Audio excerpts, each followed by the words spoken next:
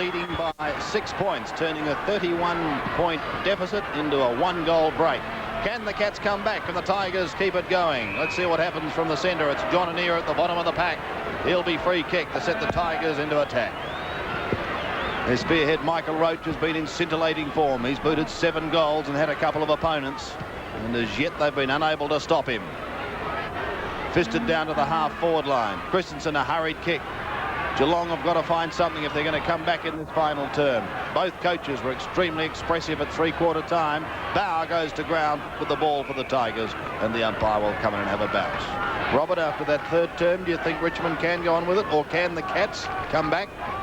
Well, midway through that, or 10 minutes into the third term, I should say, Sandy, one would have thought Geelong were going to run right away with the game. So it's one of those games where you find it very hard to predict, because Richmond came back in excellent fashion, and it's Michael Roach down at full forward, who's been an excellent player. But it's Stephen Reynolds now to repulse the attack.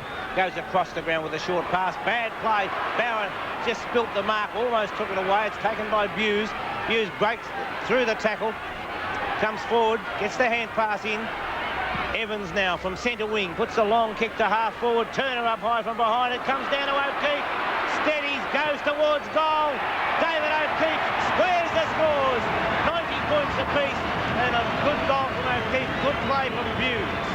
So just 1.5 minutes played, final term. Scores are level here at Kadinia Park. 14-6 Geelong. Superior kicking for goal. Richmond 13-12, and anybody's game in the opening minutes of this final term. As I mentioned earlier, Michael Roach, 7 goals, the main goal scorer for the Tigers. Mick Turner has been inspirational in the forward line for Geelong with 4. Gary Ablett kicked 2 great goals in the second term. Bill Brownless also has 2 to his credit. Here's the centre bounce once again. Lee and Mossop ready to charge at one another. They do so now, and it's won by the General, trying to find Michael Roberts, who so often has been able to get it out of the centre. This time it's Bauer to the half-forward line. Waiting down is Rioli, but he's beaten on this occasion by Christensen. To the outer side of the ground, and out of bounds, a throw-in to take place.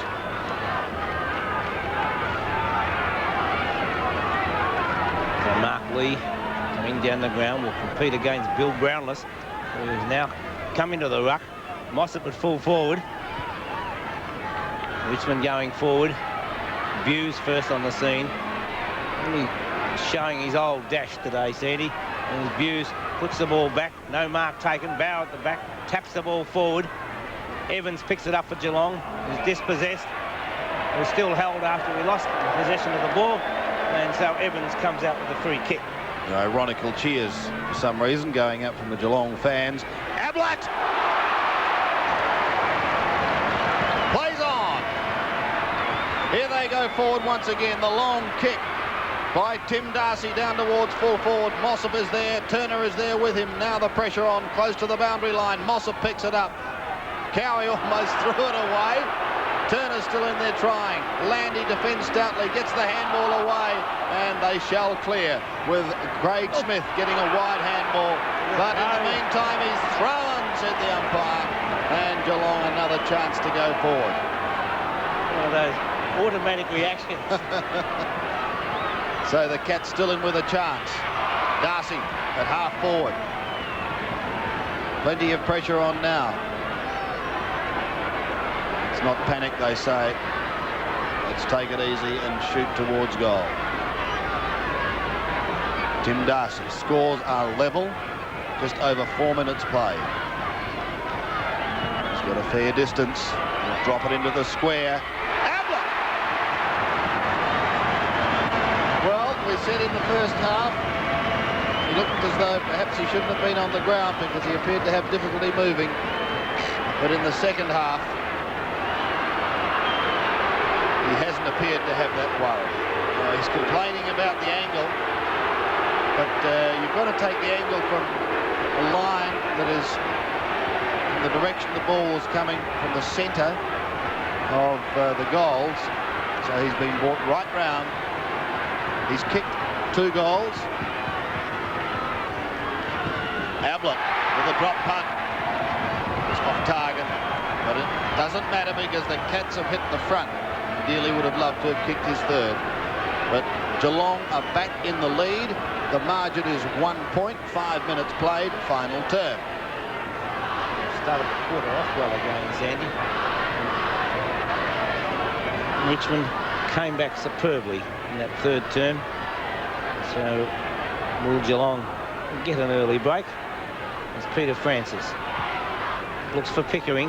Hogg from behind. Couch punches the ball away. It goes over the boundary line, and the throw-in will take place midway between half-forward flank and forward pocket for Geelong. Mossop and Cowie to do the ruck work. Mossop gets it over the back. Damien Christensen swings back onto the left foot. A real awkward one to mark. Turner's there. It's punched away by Smith. At the back was Couch. A hand pass taken by Turner to Mossop. He goes forward, but he's offline. And 1 point the result. And John Mossop brings up his first score for the day. Peter Francis will again put the ball back into play. 92-90 in favour of Geelong. 6 minutes, approaching the 6.5 minutes, in fact, in the third final term. The kick from Francis to the outer side of the ground. Nice mark.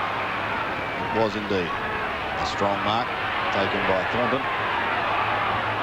Ron Thornton on the half-back flank. The Tigers trailing. Reynoldson in front has the ball fisted down. Thumped further afield by Roberts, but they're back in business again. The Cats through Drum to the half-forward line and Ablett again. You can't keep a good man down. It's snuck clear on that occasion. Peter Francis nods his head, but there's nothing he can do about it. So Gary Ablett directly in front.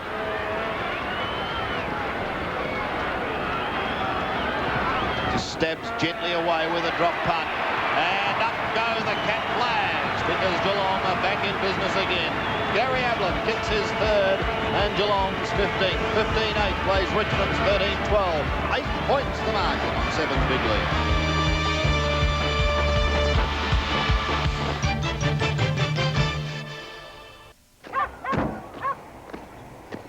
Show me a tough truck. How about a Holden Rodeo? They're made by Isuzu Trucks. Yeah, we'll see. Got some go for a truck, isn't it? It's standard, that 5-speed box. Yeah. Soaks up the bumps well. Tough, isn't it? And there's space cabs, crew cabs, cab chassis, diesels, 4x2. I'll take it. Holden Rodeo. Truck tough. These powerful new Hoover suction cleaners make light work of even the heaviest housework. Smashing. That's why Hoover is ahead of the rest. And now our distinguished soloist will play How to Succeed in Small Business Without Running All Around the Country. Get on the phone and get on with business. The TV in your day should be a national. Onward! Onward! And stations around Australia proudly... World News. For the team, George Danakian. Good night. And there's Golden. That's the one that very often Television for tomorrow as well as today. You can get them now from National. From National! 15 years ago, an astronaut stranded on a desert island came across a beautiful 2,000-year-old genie trapped in a bottle. That was then. This is now. You know, you used to be so pliable. I have been doing this sort of thing since 64 BC, and I think I am fed up. Watch out! There's a genie on the warpath. I am a genie. Oh, sure, and I'm Michael Jackson. After 15 years, Barbara Eden returns as the beautiful genie, the role that delighted millions across the world for years. Now in her own movie, back with all her old friends, and still in trouble. For the very first time on television, I Dream of Jeannie, 15 years later. 8:30 Wednesday on 7. Far more games. 7.5 minutes played. Final term. Centre bounce again. Lee trying to generate Richmond into attack through Michael Roberts to the half-forward line. Anir gets pushed off the football. Pickering picks it up nicely, finds Rioli. This looks dangerous. Where's Michael Roach? Out on the lead. With him is Yates, but the free kick is going against the Geelong defender. And Michael Roach has a chance for goal number 8.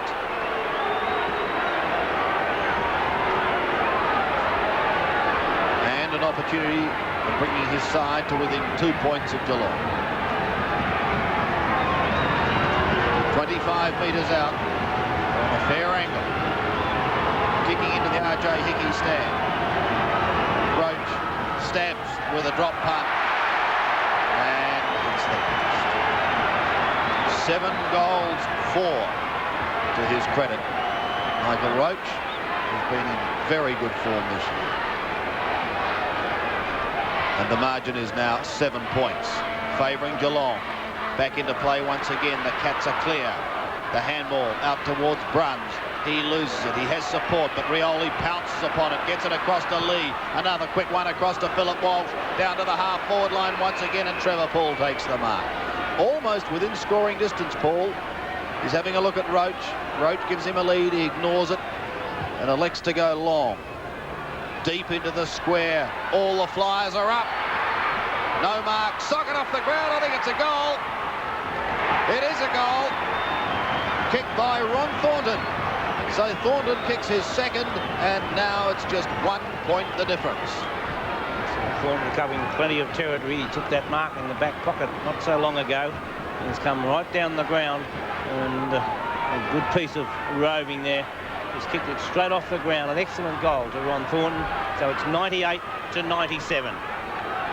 9.5 minutes have gone in the final term at Kadinia Park. Mark Lee against Bill Brownless. Brownless got the tap, not a clear one. It's picked up that time by Eustace. Pickering takes the mark. Hand passes immediately to Ania. Ania goes short and finds Poole. Richmond look to be running on at the moment. Trevor Poole puts a long kick down towards the square. Yates in the front position. Does well. Brings it back. And Reynoldson takes a timely mark. Stephen Reynoldson. Looks towards centre wing. Looks for Bruns. O'Keefe taps the ball on. Landy first on the scene. Can't get it clearly. Tapped through by Landy again. Overruns it. He gets support from Bauer. His hand pass taken by Eustace. Eustace a long kick. Pickering an excellent mark. So Michael Pickering gives a wide hand pass now. Barry Rawlings. Rawlings from half forward. The kick dropping short. Touch through. No, Yates keeps coming out. Gets the hand pass in. Roach puts it across. It's into the goal square. Hogg. And Hogg puts Richmond in front by 5 points. Good play, Michael Roach. Roach getting the hand pass across, and Hogg bringing up his first goal. Yes, Jeff Hogg kicking his first, and Richmond back in front, 15-13. 5-point leaders over Geelong, 15-8. Now can the home side answer the challenge? Waiting for the ball to go up in the middle again. Been nip and tuck just about all day, although the Cats broke away to a 31-point lead. Back came the Tigers. They started behind the 8 ball early on in this term, and now again they've fought their way back into the game to grasp the lead. 11.5 minutes played, final term. The Geelong runner having plenty of work to do, and he'll be enjoying that, Mick, as it's out wide on the wing. A chance now, but Christensen loses it, so too does Drum. Rawlings goes bursting through, he's on the left foot as he goes to the half-forward line. Rioli's the target. Christensen comes over the top, Rioli still control, gives it across to his teammate in Roaches. This number 8, he fires at goal and has put through number 8 in a fine performance up forward.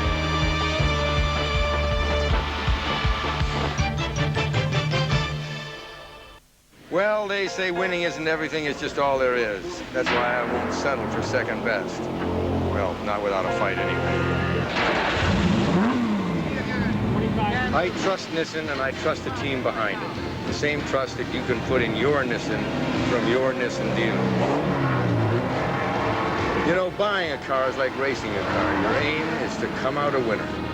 Great cars, great backup, great value. You just can't lose at your Nissen dealer.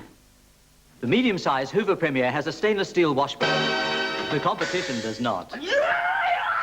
People are watching. That's why Hoover is ahead of the rest. When you're looking at business PCs, who can offer you IBM, Compaq, NEC, Apple, Epson, and Hewlett-Packard all side by side? Computerland. Because at Computerland, we mean business. Not all small business people have been forced to tighten their belts. Some have found a more efficient way to trim their expenses. Get on the phone and get on with business. Monday night on Day by Day, this man was embarrassed when his kids asked him about the facts of life. He wrote a book, and now the video. I hope it's going to make the subject less of an embarrassment to talk about, both for parents and for kids. Also Monday, Sarah Ferguson's wedding dress. I mean, as long as she's confident, which is what I liked all my brides to feel, then that's it. I'm absolutely elated. That's Monday at 7 on 7. What can the Cats do to stop this run by Richmond as it continues? Lee to an ear. Out comes Roach. The bounce. Oh, he might just about get there again, or will it be Morris? Rioli goes onto the left foot, but he snaps under pressure, and it's 1 point over. 2 straight kicks the difference. 98 plays 110. Reynoldsson back into play, and he goes wide. Boss making plenty of ground to get to the football on the half-back flank. The Cats looked the goods midway during the third term. Ablett uses the body, thumps it clear because he couldn't take the mark, but I think David O'Keefe has given away the free kick. And it's Philip Walsh, wastes no time, swings it right across the ground, looking for Craig Smith, but loses out on this occasion. Down towards Bill Brownless. He's clear now, but he's caught. Got possession of the football, but was smothered. Bauer picks it up for the Tigers. Hurriedly onto the left foot, he goes back towards centre wing. Copping a decent old shove was Steve Hocking. Still in possession, but no. The boundary umpire comes in and says, gentlemen, please, you're in my territory, I'll have. So the throw in midway between centre wing and half-forward flank for Geelong. Geelong trailing by 12 points, 14 minutes into the final term. Landy gets the tap. Thornton couldn't gain possession. Hocking taps it forward. The hand pass comes out from Eustace, tapped on by Landy. Intercepted by Couch. He's penalised, and so Bauer of Richmond will take the free kick. Brendan Bauer, his kick towards half-forward, and the mark almost taken by Ania. Christensen lost possession. Marty Christensen comes in this time after Damien Christensen was the first player. And the umpire indicating, as John Ania has a few words to the umpire. Umpire indicating, I think, the player kicked the ball. And so we'll find a bounce to take place. Mark Lee, number 1. Mossop comes in, gets the backhander. Len Lee grabs it, gets the kick forward. Almost trapped, and then trapped again by Couch. Gets the hand pass. Marty Christensen lost possession. Kicked off the ground by Terry Bright. In towards the centre, and Damien Drum takes the mark and dropped him with the... Oh, cop that, my friend. And this time we find that Gary Ablett has the ball at half-forward. Plays on immediately. A high, long kick. Groundless in the front. Cowie punches the ball away. Taken by Bauer. Bauer now comes up towards half-back into the centre. Ania takes the mark. A long hand pass into the centre, finds Hogg. Hogg goes wide, looks for Rioli. Marty Christensen taps the ball forward, goes after it again. Got the hand pass back towards his teammate, and Andrew Buse now comes across from half-back. The short pass finds Couch. Couch now from the centre of the ground, puts it out wide, on towards the half-forward flank. Turner waiting for the bounce. Should have tried to take the mark, in my opinion. Jimmy Jess is there for Richmond, so too Damien Drum, and a bounce will take place. Half-forward flank for Geelong. 98 to 110, 15 and a half minutes into the final term. You're watching Sevens Big League from Kardinia Park. 2 straight kicks the difference. The Cats have it down in their attacking zone. They trail, can they convert? Jess does the leaning. Eustace tries to soccer it off the ground. Boss picks it up. A short kick gathers little distance. And the mark is taken for Richmond by Craig Smith.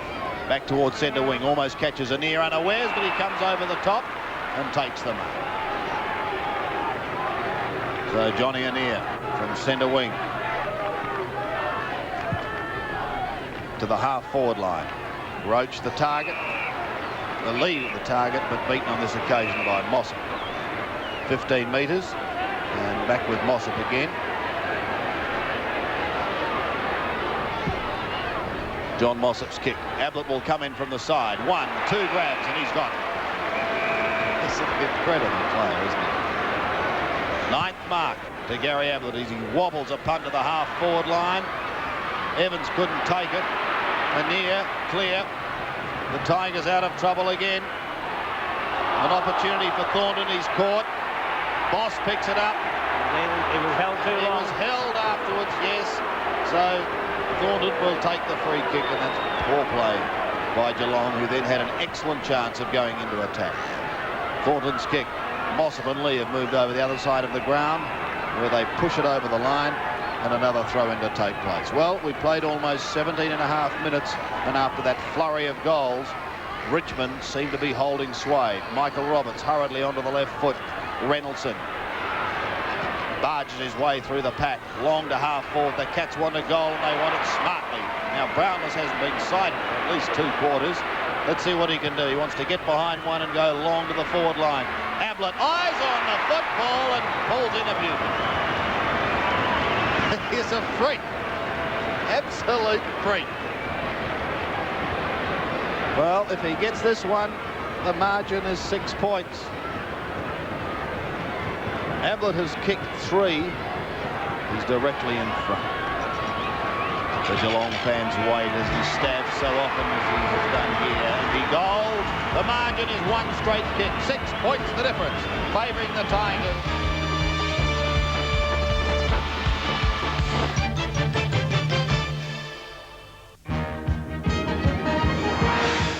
Here are tonight's Tats 2 results, just drawn under government supervision.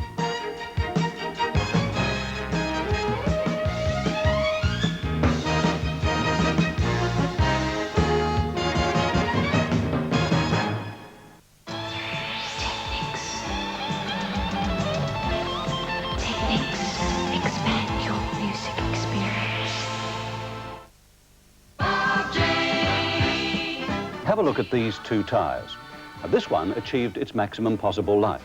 This one became unroadworthy after half its life due to premature wear here. To ensure you get maximum life from your tyres, Bob Jane has this after-sales service for his T-Mart customers. When you buy 2 or more new tyres and have your wheels aligned at your Bob Jane T-Mart, you'll receive at no extra cost this exclusive extended tyre service warranty. Tu connais ce coupé sport européen? Il a un moteur de 2 litres très avancé, portes à commande centralisée à distance. Oh là là! Climatisation, direction assistée et vitres à commande électrique. Jantes en alliage spécial très élégantes et un système stéréo formidable. Mais son meilleur atout est qu'il coûte moins de 21 000 $. Fair dinkum. In this business, the day starts early. And a mum. Thanks, Mrs. Nichols. Thank you. Bye-bye. And just keeps on going. So after work, I need all the goodness of a Mars bar to help see me through my day. There's the wholesome nourishment of full cream dairy milk, natural cane sugar, glucose, and thick milk chocolate in a Mars bar.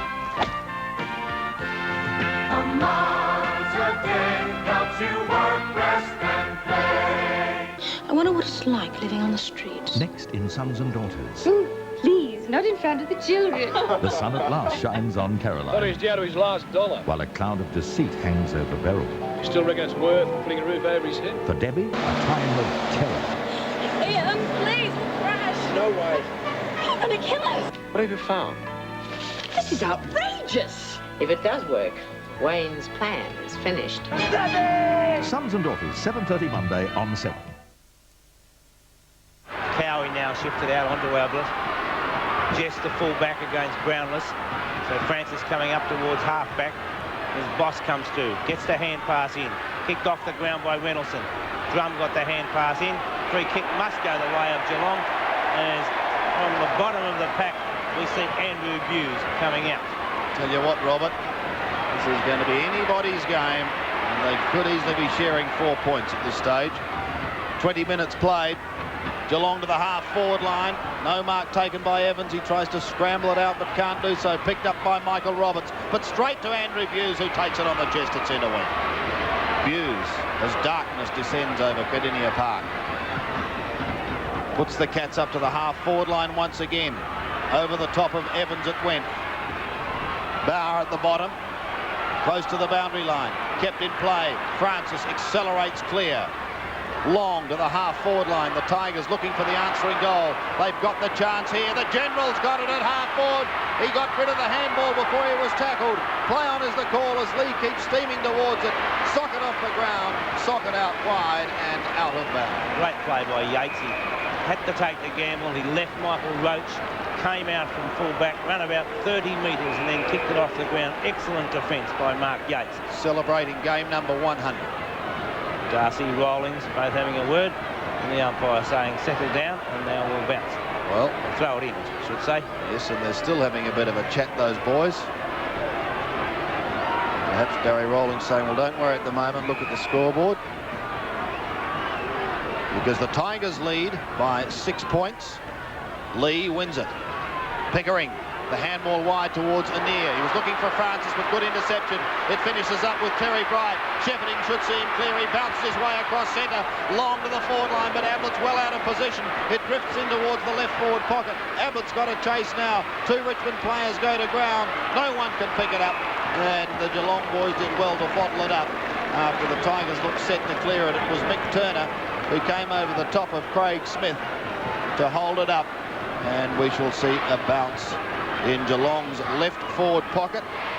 They trail by 1 straight kick, 21 minutes played. It hasn't been a high-scoring quarter. There won't be a lot of time on. A chance for Landy to clear, but his kick is smothered. Evans picks it up. Handled it like a hot potato. Groundless now. You'll be on your right foot, Billy. Can you snap? He goes high. It's a fair kick towards goal. He's off target. 1 point only. 1 straight kick will now put Geelong in front. We wait to see Smith put the ball back into play. Long kick from Smith. Thornton, 2 attempts, punch back by Ablett. The hand pass comes across from Hogg to Anir. Anir across to Thornton, back to Hogg, back to Anir. They're in trouble, they're under pressure. Bauer takes it from Anir. Back towards Hogg, over the top to Anir. Now it's to Thornton. Thornton hand passes over the top to Jess. Jess with a beautiful kick over the half-forward line. Roach taps it on. Rioli couldn't quite take possession. Yates dives in there, shows great desperation. So too Marty Christensen, and the bounce will take place half-forward for Richmond, with Richmond at the present moment holding a 5-point advantage. 22.5 minutes into the final turn. Mossop gets the tap, taken by Bruns. He's tackled, but the tackle was too high, according to the umpire, and so Neville Bruns will temporarily relieve the pressure. Now he's at half-back. Goes short, wide, very wide, finds Marty Christensen, up towards half-forward. Groundless is there. Groundless plays on immediately, puts a long kick, looking for Ablett. Ablett from behind, slipped into his opponent, didn't mean to do it, but a free kick nonetheless. Just as Ablett was about to throw himself into the air, he slipped. And now Cowie, hand passes to Smith. Ball kick from Smith, but Pickering takes the mark. Free kick, whatever you like, and he'll be at half-back flank. Terry Bright will be the man on the mark. And Michael Pickering, half-back flank. Richmond 16-14, Geelong 16-9. 5 points the advantage. O'Keefe takes the mark. David O'Keefe plays on now. Swings it towards centre half forward. Gary Ablett in the front position. Could easily have got a free kick. Cowie punches it away. Taken by Bauer. Bauer comes up towards the centre. Drives the ball out wide towards half-back. Reynoldsson, a great attempt but couldn't do so. Boss is there. It's tapped back. Rawlings got the hand pass in, intercepted by Marty Christensen, taken by Hocking. Hocking's hand pass, picked up by Darcy. Darcy in towards the centre. A well-placed kick finds Evans. Evans now breaks the tackle, has 1 bounce, has a chance to have another. Goes towards goal, his kick's offline. 1 point the result, 4 points the margin in favour of the Tigers. Evans having the opportunity to have another bounce, but possibly no talking. Cowie puts it long. The torpedo punt kick wide. Anir couldn't take it. Bauer picks the ball up. Over the centre wing it goes. Hocking punches the ball back in towards the centre. Bauer was the player that goes to the ground. Darcy picks it up for Geelong. 2 bounces. now 3. Darcy will steady now, have the shot towards goal. Again, 1 point the result. Geelong peppering the goals, but just cannot put the goal on the board. Tim Darcy sees it go to 107 to 110. Couch punches the ball away, recovers well from the boundary line, hooks it back. Turner doesn't get a favourable bounce. Smith gets a hand pass towards Roberts. Roberts taps the ball forward. The pack forming. The umpire, I think, having no option but to bounce it. Geelong fans were looking for a free kick, but the umpire saying, give it to me, I'll bounce it at centre-half forward. Time on to play in the final term. 3 points the margin in favour of the Tigers. Mossop beaten for it by Lee that time. Bauer gets a hand pass to Rawlings. Rawlings puts a long kick wide towards centre wing. Over the boundary line it goes on the full, and Hocking will take the resultant free kick for the Cats. Centre wing, outer side of the ground. Stephen Hocking. The kick off the side of the boot. Turner in front, punched away by Smith. The hand pass coming from Damien Christensen, punched away by Jess. Over the boundary line it goes, and the throwing to take place half forward flank for Geelong. We're approaching 26 minutes in the final term. Up high was Brownless, grabs it, tried to get the hand pass in. The short kick from Couch. Picking it up as Landy. A hand pass accepted there by Hogg. A beautiful tackle against Hogg. Sees Bruns take the ball. Darcy now goes towards goal. And Darcy puts Geelong in front by 3 points. An excellent goal by Tim Darcy. Coming right down the ground. Jimmy Jess was called down from centre-half forward into defence. And Darcy then came down the ground.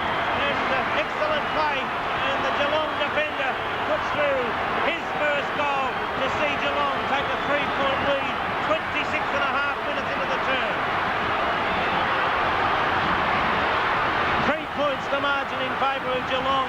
There's the player who put them in front, Tim Darcy, back in defence. Mossop up high, gets the tap. O'Keefe couldn't take it. Toole coming through for Richmond. Breaks through the tackle. Toole still going through. Has one bounce. Puts the ball out wide. Looking out there and finding Ania, who takes a timely mark. Ania plays on immediately. Shouldn't have been allowed to play on that easy. Ania puts a long kick, but once again it's Darcy. High over the back. And not only does he put them in front, but he saves them at the other end as well. Tim Darcy. Puts the long kick out towards the centre wing. Mossop in front, couldn't take the mark. Evans is at the back, picked up by Ania. Ania's kick, smothered, comes back to Rawlings. Rawlings a kick towards half forward, and once again it's Darcy. A great last term by Tim Darcy. Certainly doing well. 8 marks to Darcy. He drives it towards the centre wing. Lee was held, I thought. The hand pass coming out to Brownless. Brownless puts it across. Hughes with a long hand pass finds Drum. Drum swings it back. Turner's the man he's looking for. And Turner will take his time, have the shot.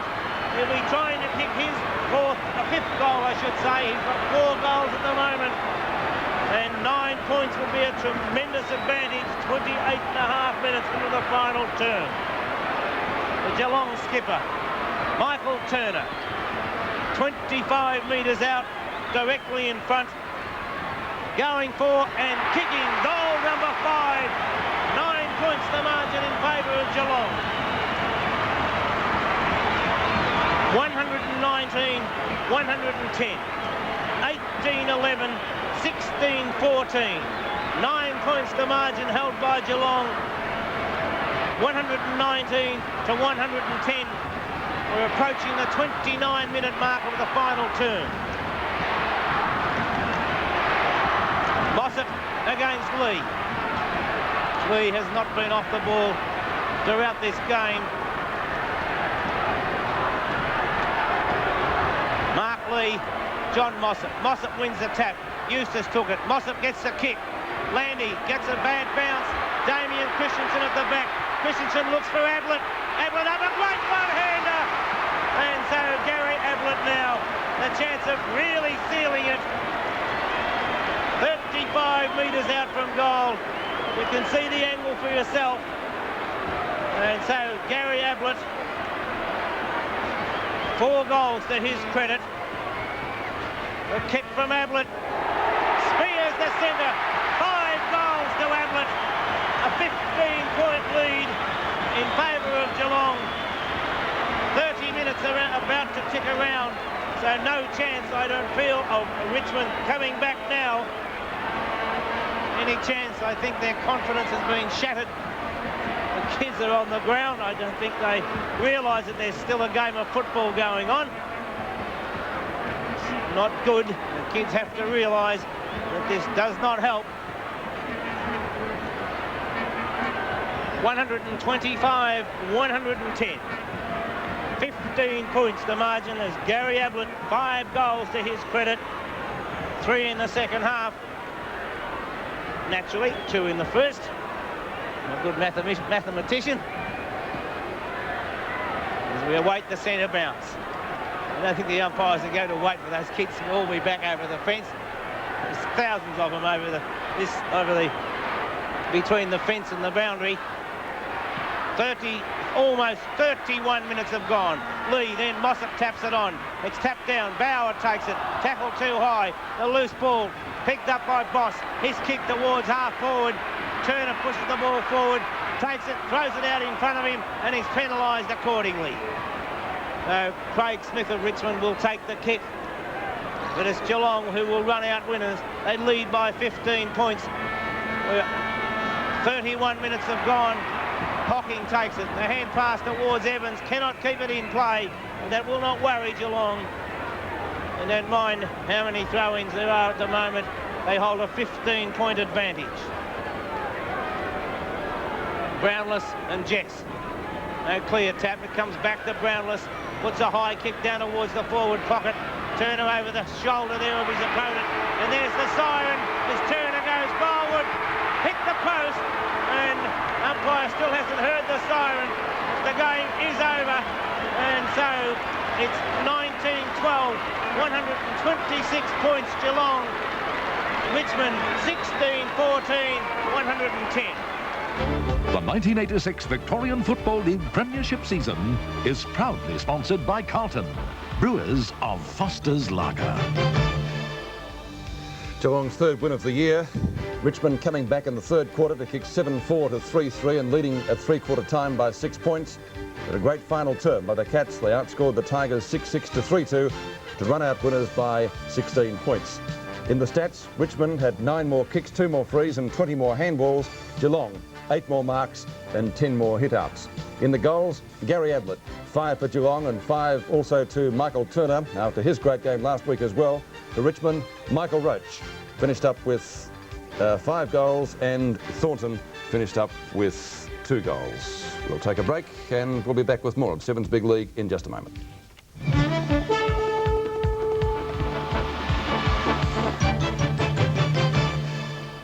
No matter how you plan to spend your retirement, one thing you're going to want is security. And that's exactly what Westpac's Club 55 offers. An investment package that gives you a high rate of interest paid monthly. Free advice on anything to do with your retirement or your money. Excellent travel benefits. And free access to all the advantages of our national electronic banking system. Most of all, it gives you a secure start to the rest of your life. Club 55 from Westpac, the bank. Because of its soil deposit eliminator, the Hoover Elite 900 gets clothes cleaner and brighter. That's why Hoover is ahead of the rest. Well, they say winning isn't everything, it's just all there is. That's why I won't settle for second best. Well, not without a fight anyway. I trust Nissen and I trust the team behind it. The same trust that you can put in your Nissen from your Nissen dealer. You know, buying a car is like racing a car. Your aim is to come out a winner. Great cars, great backup, great value. You just can't lose at your Nissen dealer. Now is the time. Now is the time. Now is the time. You can do the farming. It's something you can share. Like water in the desert. Get to someone that you care. Now is the time. Now World Vision 40-hour famine. Now is the time. Catch it! Call this number now, 690-2166. There are secrets beyond imagination. There are memories time cannot erase. For the first haunting time on television, Meryl Streep in her Oscar-winning performance. Sophie, her past is a mystery, her secret unthinkable. For Nathan and Stingo, this is the season to discover the horrifying truth. Beyond the innocent, the romantic and the sensual, there are secrets we are yet to imagine. One of them is Sophie's Choice, 8:30 Sunday on Channel 7. Welcome back to Seven's Big League, and time now to check the leading goal kickers. We did show that Michael Roach kicked 5 goals. We shortchanged him of a couple. In fact, he finished up with 8 today to head the list from Warwick Kappa. Kappa, of course, in action tomorrow at the Sydney Cricket Ground against Fitzroy, so it's a great battle for the lead. Simon Beasley, 2 today at Princes Park. Brian Taylor finished up with 7 for Collingwood against St Kilda. Evan Izzard, 5 last night for Essendon against North Melbourne. And Steve Kernahan, also 5 goals for Carlton today for a season's tally of 26. And speaking of Carlton, tonight's featured in fantastic footy flashbacks. And it is, of course, on Mr. Elegance, as we go to another Mr. Elegance, Sandy Roberts. Thank you, Peter, and welcome once again to NEC's fantastic footy flashbacks. This week we look at a player who proves the theory that if you don't succeed in the forward lines, then have a shot in defence. A young boy came down from Healesville to join Carlton in 1963, and that's exactly what John Goold did. Between 63 and 70, he played 108 games, including 2 premiership sides, and in that time, kicked only 3 goals. He wasn't the world's greatest kick, but in defence, he was a real dasher. Let's have a look at Ragsy Goold in action. Hutchison now kicks in towards that half-forward flank, and a good mark to John Goold. Was a chance for Rose, but picked up nicely and defended in towards the centre. Goold marks again. Oh, how good a boy is this fella. Away there, I don't know what he's doing. He'll have to mark it. And no, Goold, who takes a magnificent mark. Towards the half-forward, but Goold flies from nowhere. He plays on with the left foot now. Goold waiting from behind. Oh, and he stops one in the face. And then in towards centre half forward, it's over Mackenzie's head. Goold comes through. He's had a very awkward day today. By Lilly. Lilly puts his boot into the wing position on the member stand side. Goold goes up behind Long. Look at that. It's a freak. Gasper dived on top of the ball and enabled Richmond to get out of trouble. Oh, blimey. Now, Lofts fumbles. He gets it across here towards Goold. Goold goes around Hunt. Goold steadies, kicks along straight for it. It's knocked away, however. Taken by Royce Hart. There'll be a free kick. No, play on is the call. Oh, I thought that was a bit high, but it's taken by Goold. High up towards centre half forward. Barrett runs around there. Goold gets the ball as it bounces awkwardly. Bartlett's error. In they come Patterson over the top of Nichols down to Goold. He's in everything. Streaks away. Half forward position. Goold marks, gives it to Goold. Oh, they're playing confident football. Goold has a kick from centre half forward. But that is definitely will be the defensive flank for the day. Oh, there's a very good mark taken by Goold. He was off balance but took the ball well. Now he's over them. A left foot kick up towards centre half forward. Silvani comes in, taps the ball down to Goold. Goold looking flashy as always, putting the ball up towards the half forward flank position. But in there for Carlton is John Goold. Goold a real stumbling blocks as far as towards the centre of the ground. They fly. Ferguson scores. Blood goes for the punch. Gallagher's in there, but it's Fisher who kicks the ball off the grounds. Only to see the mark taken by Goold. Goold once again playing on, looking for the lead out there by Jack. Kick's going to drop short. The edge of the goal square. The big man flying. No mark. A chance for Goold to clear. Goold now takes his kick. Hand pass by Waters towards Twiggy Dunn. He's in trouble. But here's the old champ, Johnny Goold, relieving the pressure. And look at this boy go. Down forward. Goold is waiting there. McKenna goes up. But Johnny Goold will be paid the mark. If you'd like to request a fantastic footy flashback, address an envelope just like this and put your name, address and request on the back. You'll then be in the running to win one of 6 portable colour TVs or compact microwave ovens from NEC. And the end of the season draw for this outstanding 63cm stereo television and VHS video stereo hi-fi from NEC, high technology colour television and video. Ragsy Goold, Mr. Elegance, featured tonight in fantastic footy flashbacks brought to you by NEC. Coming up after the break on 7th Big League, the big clash from Princes Park between Hawthorn and Footscray.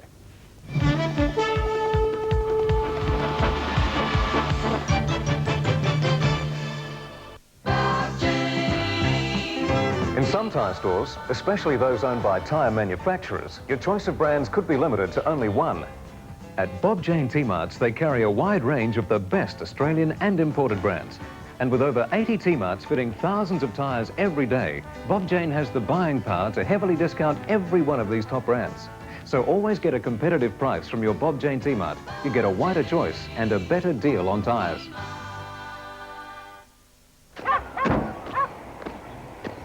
Show me a tough truck. How about a Holden Rodeo? They're made by Isuzu trucks. Yeah, we'll see. Got some go for a truck, isn't it? It's standard, that 5-speed box. Soaks up the bumps well. Tough, isn't it? And there's space cabs, crew cabs, cab chassis, diesels, 4x2. I'll take it. Holden Rodeo. Truck tough. The TV in your day should be a national. Television for tomorrow as well as today. This one, dear? This one, Bev? Once the way to buy something expensive was to get a personal loan. A loan? I'll have to fill in one of these. Now you can get a custom card from Custom Credit. We'll take it. Righto. It's like a permanent personal loan in your pocket. Mother's maiden name. Instead of waiting 24 hours, you get instant approval. I finished. Oh, I am sorry. It seems to have been sold. Custom Card, a personal loan in your pocket. From the pages of one of the most popular books ever written, the adventures, dreams, sorrows and joys of a timeless heroine, Anne of Green Gables, coming soon to 7. Today's Princes Park match-up between Hawthorn and Footscray was the replay of the preliminary final from last year, a match in with Hawthorn running out winners by only 10 points. Footscray recently, however, have responded to the challenge from coach Mickey Malthouse, and after their inglorious display against Melbourne a fortnight back, have bounced back to defeat Carlton in the Western Oval mud last week and score a meritorious win over Fitzroy in Tuesday's Foster's Cup game at VFL Park. Following that match, however, they lost Les Bandlett for the season, while regaining Max Crowe with Dermot Brereton back into the Hawk lineup after a minor knee operation. Today, Footscray was chasing his first win over Hawthorn at Princes Park since 1983. Tonight, we pick up the action at the 10.5-minute mark of the second quarter. Footscray is leading by 5 points. With me in the commentary box is Lou Richards. Kick by Crowe, falls short, it's okay. The mark by McPherson. Gee, that was sudden death, wasn't it? Oh, hold the ball. I couldn't go for that one. Waiting now for the... this is Abbott. Abbott's kick. Falls short. Crowe's there, got his hands, but couldn't hold the mark. Tapped on by Wallace. Purser gets it out now to Ford. Ford's kick is up to the half-forward line. The back is McPherson. Just about marked that, but I think he may have given a free kick away. He pushed Howard in the back, and Howard will take the free kick at half-back. 4 goals, 4-28. Footscray to Hawthorn, 3-5-23.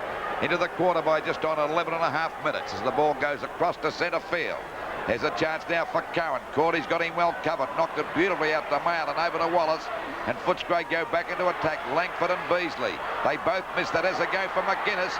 But Schwab's got him covered. The ball pushed out now to Abbott. To Platten. Platten's kick falls short. Crowe smothers it. He taps it on now to Royal. Royal sidesteps. He was too slow. Ran into trouble. And Platten spins out of the pack beautifully as he gets the ball up to Kennedy. But he's covered by Callan. Callan and Kennedy go for it. Callan played it south. They knock it out deliberately. The umpire thought so, and the free kick will go to Hawthorn's Kennedy about 75, 80 metres out from goal. It'll be about the first kick that Kennedy's had. He's been very well covered by Callan and gets a 15-metre penalty as well. John Kennedy, right half-forward flank. 70 metres from goal. Brereton and Kennedy, the other one. Ford, short kick in the back, surely.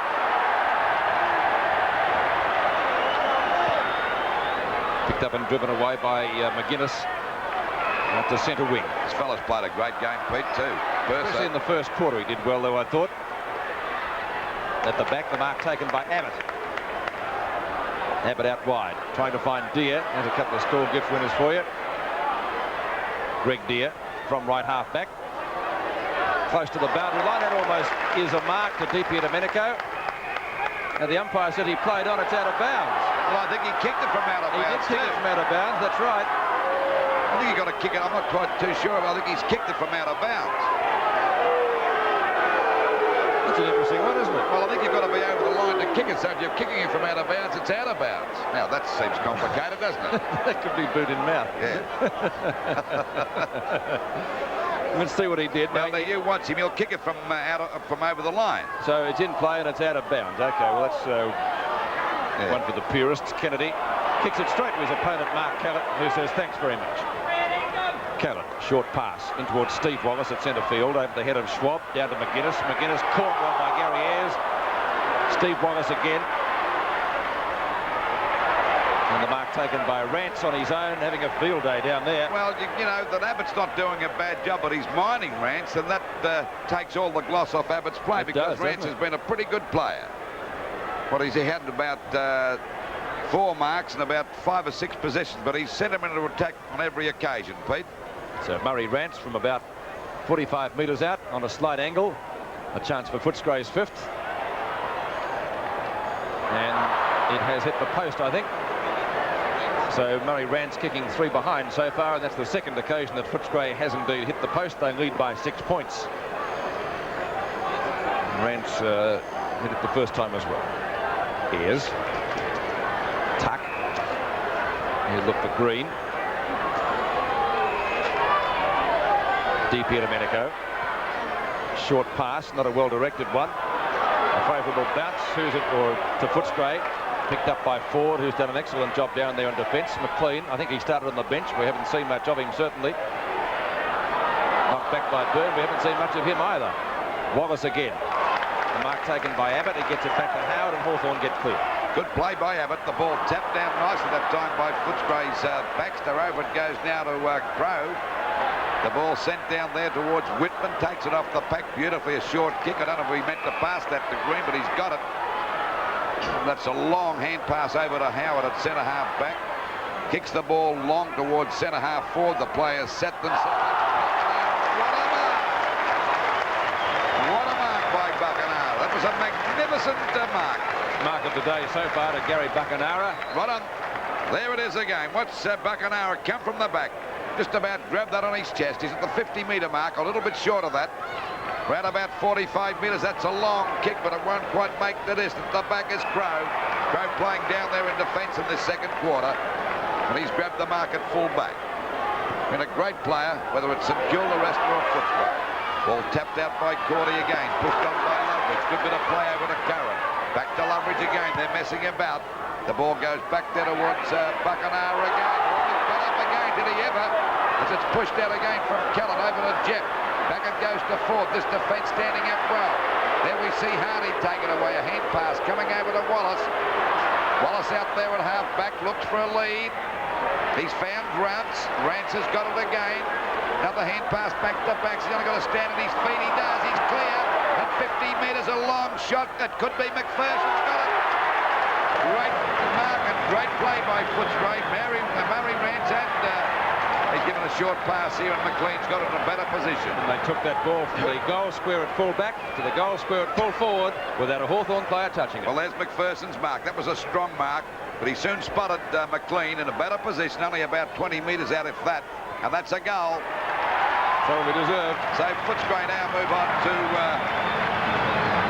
5 goals, 5-35 to Hawthorn 3-5-23, and there's no doubt they deserve their lead, Pete, because they are playing the better and stronger and more aggressive football. That was the best passage of play for the day. As I said, they brought it from full back to full forward. Not a Hawthorn player touched it, and McLean, who's just come onto the ground, capped it off with the goal. Well, we did mention Baxter and Cordy, not Baxter, Ford and Cordy playing, so well, that was great play on the part of Ford too, as he went on his feet, got up quickly and got it down there to get a goal out of it eventually. Knocked out by Crow. It comes back to Mail and runs into a bell. Did he throw that to McLean? But he still got the kick out wide. There's a chance for Wallace to mark. He went the tap down away from Schwab. Picked up by Petraglia. Falls short. Oh, marked off by Langford. A bad miss. There's a go. Kicked off the ground. That time over to Purcell and a goal. And I think that might have been kicked off the ground by McPherson or Beasley. I'm not quite sure who got it off the ground. But it's 6 goals, 5-41 to Hawthorn 3-5-23. A missed mark costing a goal, and you'll see it in replay. Langford missing a sitter. Well, it was a hard mark. Now it's McPherson kicking it off the ground. I thought it was McPherson. Good play on the part of Macca, and of course the big fella didn't let him down, who's been a very good player in the ruck today, McPurser. Well, he's had about 9 possessions, but dominated the hit-outs. Footscray dominating the match, 23-41, and Hawthorn looking as though they've got a Kadinia Park hangover. Byrne in the ruck now. They've got a lot of players down today. This knocked away by Crow. Abbott could have been penalised for dropping the ball. Now it's a play-on call. Kennedy, short pass, Platten. Oh, hits it straight out to Kevin. On to McLean. Howard. He's been one of their few good players. Ayres. Downfield, that will be. Might almost be a booking, is it? No. It will be a free kick to Hawthorn on left centre wing. It will be taken by Schwab. Schwab being directed where to take the free kick by the umpire. He's had 7 kicks and 3 handballs so far, Peter Schwab. He's gone for the pass. And Glenn Howard takes it. Loveridge from half forward, a long way out of goal. Kennedy had a very quiet day, throws that one out to Phil Nolan. Nolan gets caught with the ball. No free kick, a bounce at centre half forward for Hawthorn inside the 50-metre line. Well, the Hawks are very hesitant at the moment, Pete, aren't they? They just can't quite make up their mind what to do with it when they do grab it on their own. Well, they've got, as I said, Lou, very few good players at the moment. Knocked away by Jepp, picked up by Schwab. Actually on top of Wallace in the centre. Schwab's kick up 2 full forward. Brereton hit Kevin in the face with it. Platten had a snapshot as off target and through for a point. So 3-6, 24 to 6-5, 41. And that's a difference of 17 points in favour of Footscray. Kennedy takes the mark from forward. Long kick out towards the outer boundary. Knocked away by Curran. Now back holding the man.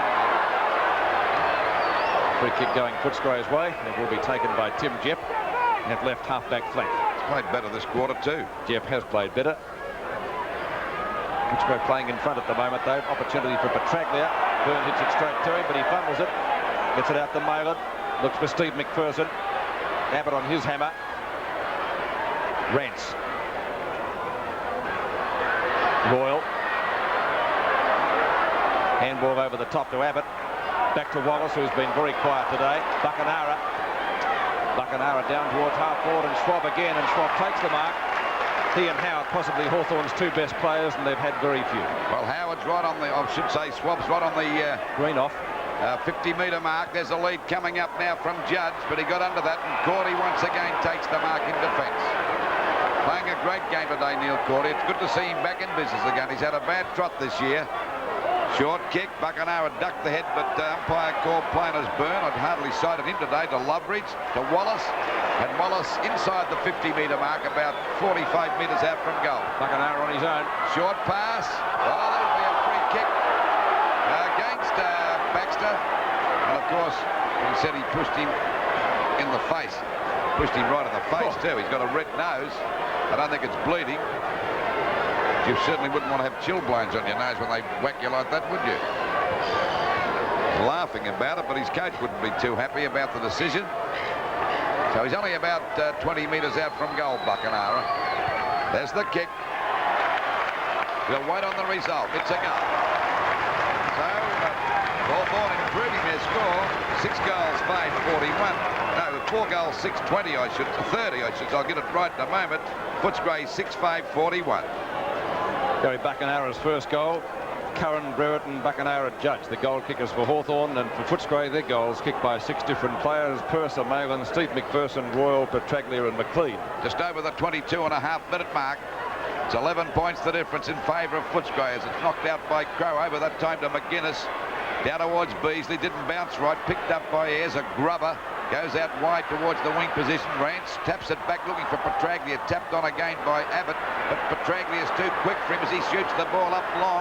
Looking for McPherson. Got a chance to mark this one. He might have got it through for a goal. I think he kicked it. He did. Oh, that was brilliant play on the part of McPherson. I think it might have been. That must have bounced that way. I thought, yeah, you watch that again. It It's bounced away from McPherson. I thought McPherson might have got his boot. No, it did a right-hand turn, Lou. It did. It didn't even reach McPherson. What a beautiful kick by Petraglia. 2 goals to Petraglia, and that reply took 12 seconds from Footscray. Okay, there's 17 points in front again. Into the quarter by 23 minutes. And Hawthorn not looking too hot. We see McLean go down. He was pushed in the back, and he'll take the free kick at centre field. A quick hand pass. They're letting their opponents run loose. Hawthorn as it goes back to Beasley. Purser's got the chance here too. Pushed out by Langford. Howard going after, but we see Purser throwing himself at it. And the umpire said it's out of bounds. I think that was Royal forcing it out then. But it's out of bounds, right on the 50-metre mark on the boundary line on Footscray's half-forward line. It'll be a ball up. Must have been the decision made before it was pushed out of bounds. 17 points the difference in favour of Footscray. The Bulldogs doing a pretty good job here today as Tuck gets a hand pass back to Ayres. Right across goal. This could be dangerous. Wallace has got a chance. Bax is there. Good play by Bax. He shepherded off Judge this time. Lets Wallace get clear. Short pass. McGuinness will grab this. About 35 metres out from goal. On a pretty acute angle, but could easily kick this one. Ex-South Australian. A pretty good kick for goal. He's a left footer, so he'll swing the ball right into the goal. There she is. And that is coming around beautifully for a goal.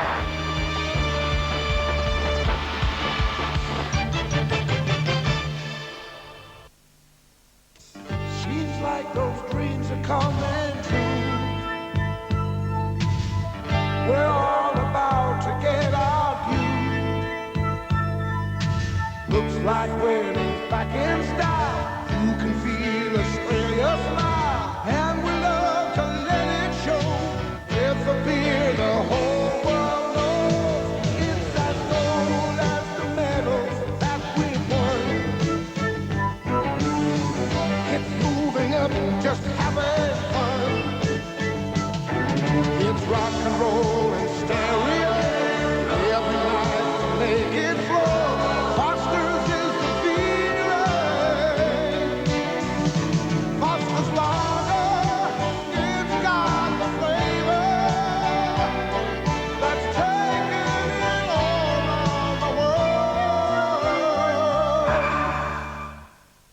Who did 4 of Australia's top 5 banking groups choose when they invested in business PCs?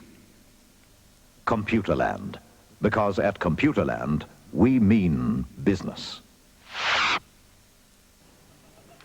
When you look around Victoria at the start of every day, you'll find someone there to help you, someone with you all the way. 'Cause when it comes to your insurance, there's a name you need to know. They're safe and sure, and they care for you more than the SIO. Haven't they done a terrific job? Good as new.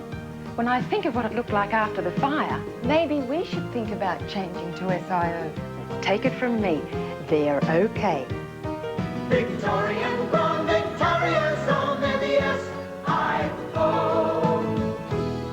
They're okay.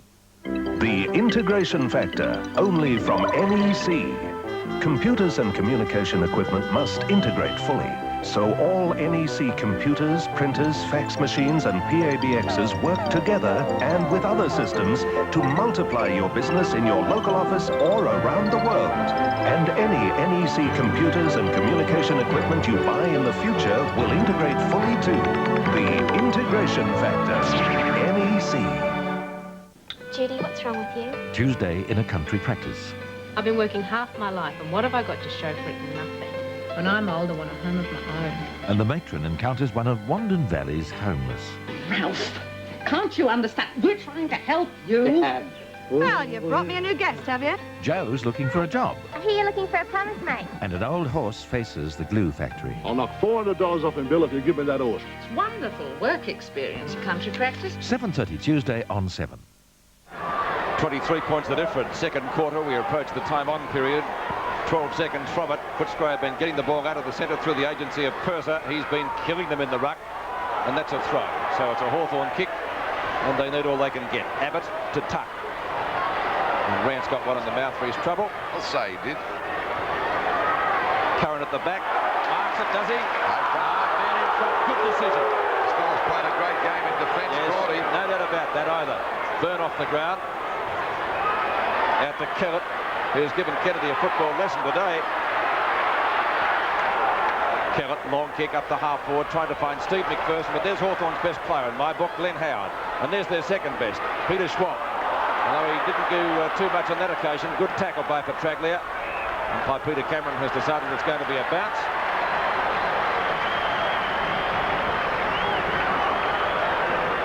Bounce at centre field with Footscray leading by 4 goals to all intents and purposes, 23 points, the margin enjoyed by the Bulldogs. Purser giving his Rovers an armchair ride. Malin. Howard again. Out to the boundary line. Out of bounds. 26 minutes into the second quarter. 12 kicks to Glenn Howard and 6 handballs, so 18 possessions. Mind you, had been down there a lot of the time, but Howard has won most of them. Knocked down by Deere on that occasion, but a free kick going Footscray's way.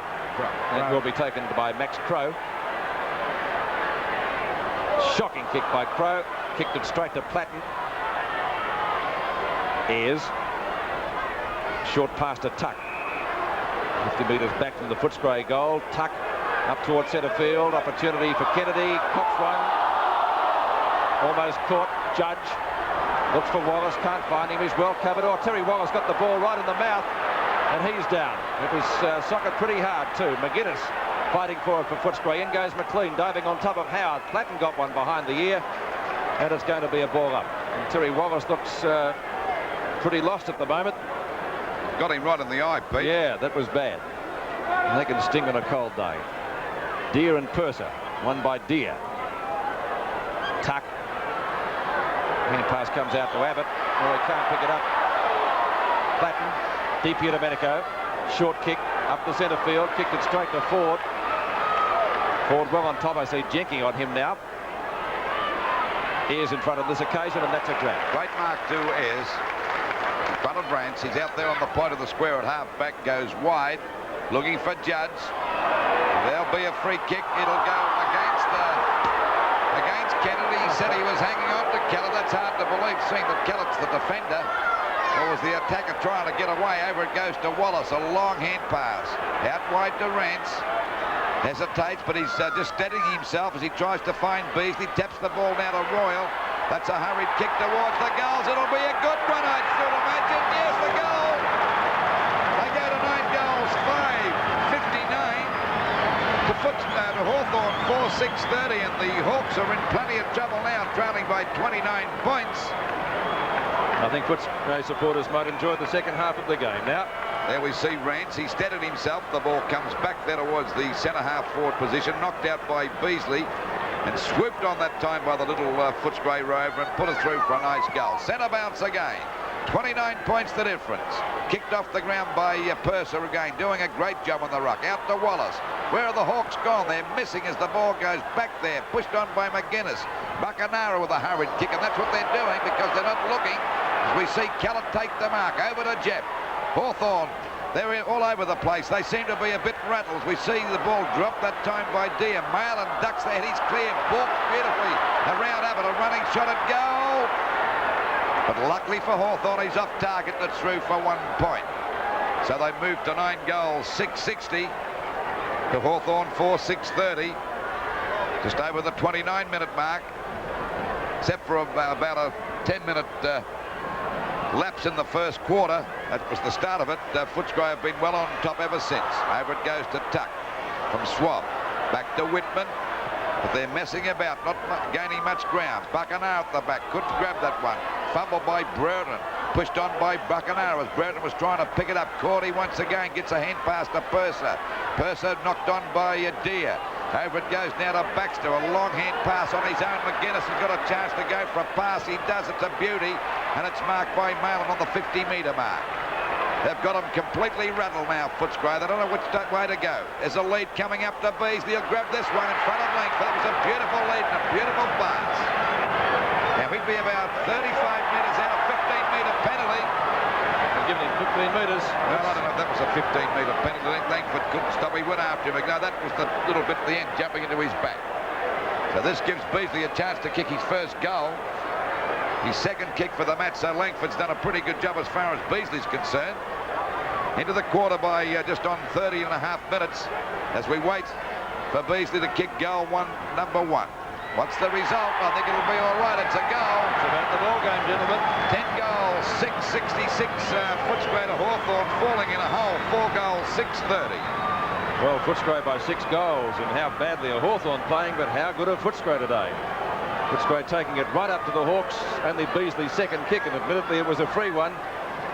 But Simon made no mistake after missing a sitter in the first quarter, and Beasley taking the game right up to the grand finalist of last year, and looked like reversing. They will reverse the preliminary final result of 85.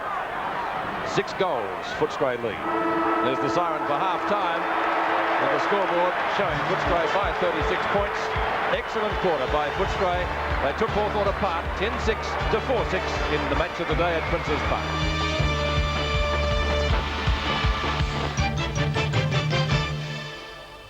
Here comes Holden Barina. Get you anywhere you want to go. It's a car that will go, go, go. Feels like a dream. It's going to set the scene. Take you for a ride. It's a feature-packed machine. Barina, that's right. You want to know. Barina, it's a car that will go, go, go. Barina, baby Barina. Holden Barina gives you more run for your money. Just keeps on getting cleverer and cleverer. It's the genius microwave. Take me away, pretty princess. Oh yes, yes, there's nothing much back home I'm gonna miss. Take me away. Take me away. A new standard in cruising. P&O's Island Princess.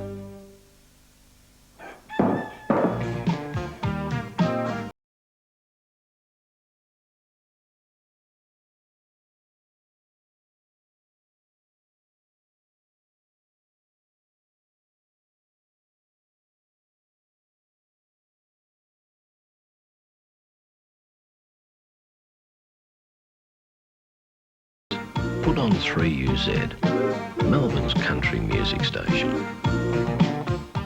It's the last of the great opals, and I must have it. Monday night, the premiere of the first Australian telemovie to be seen on American network television.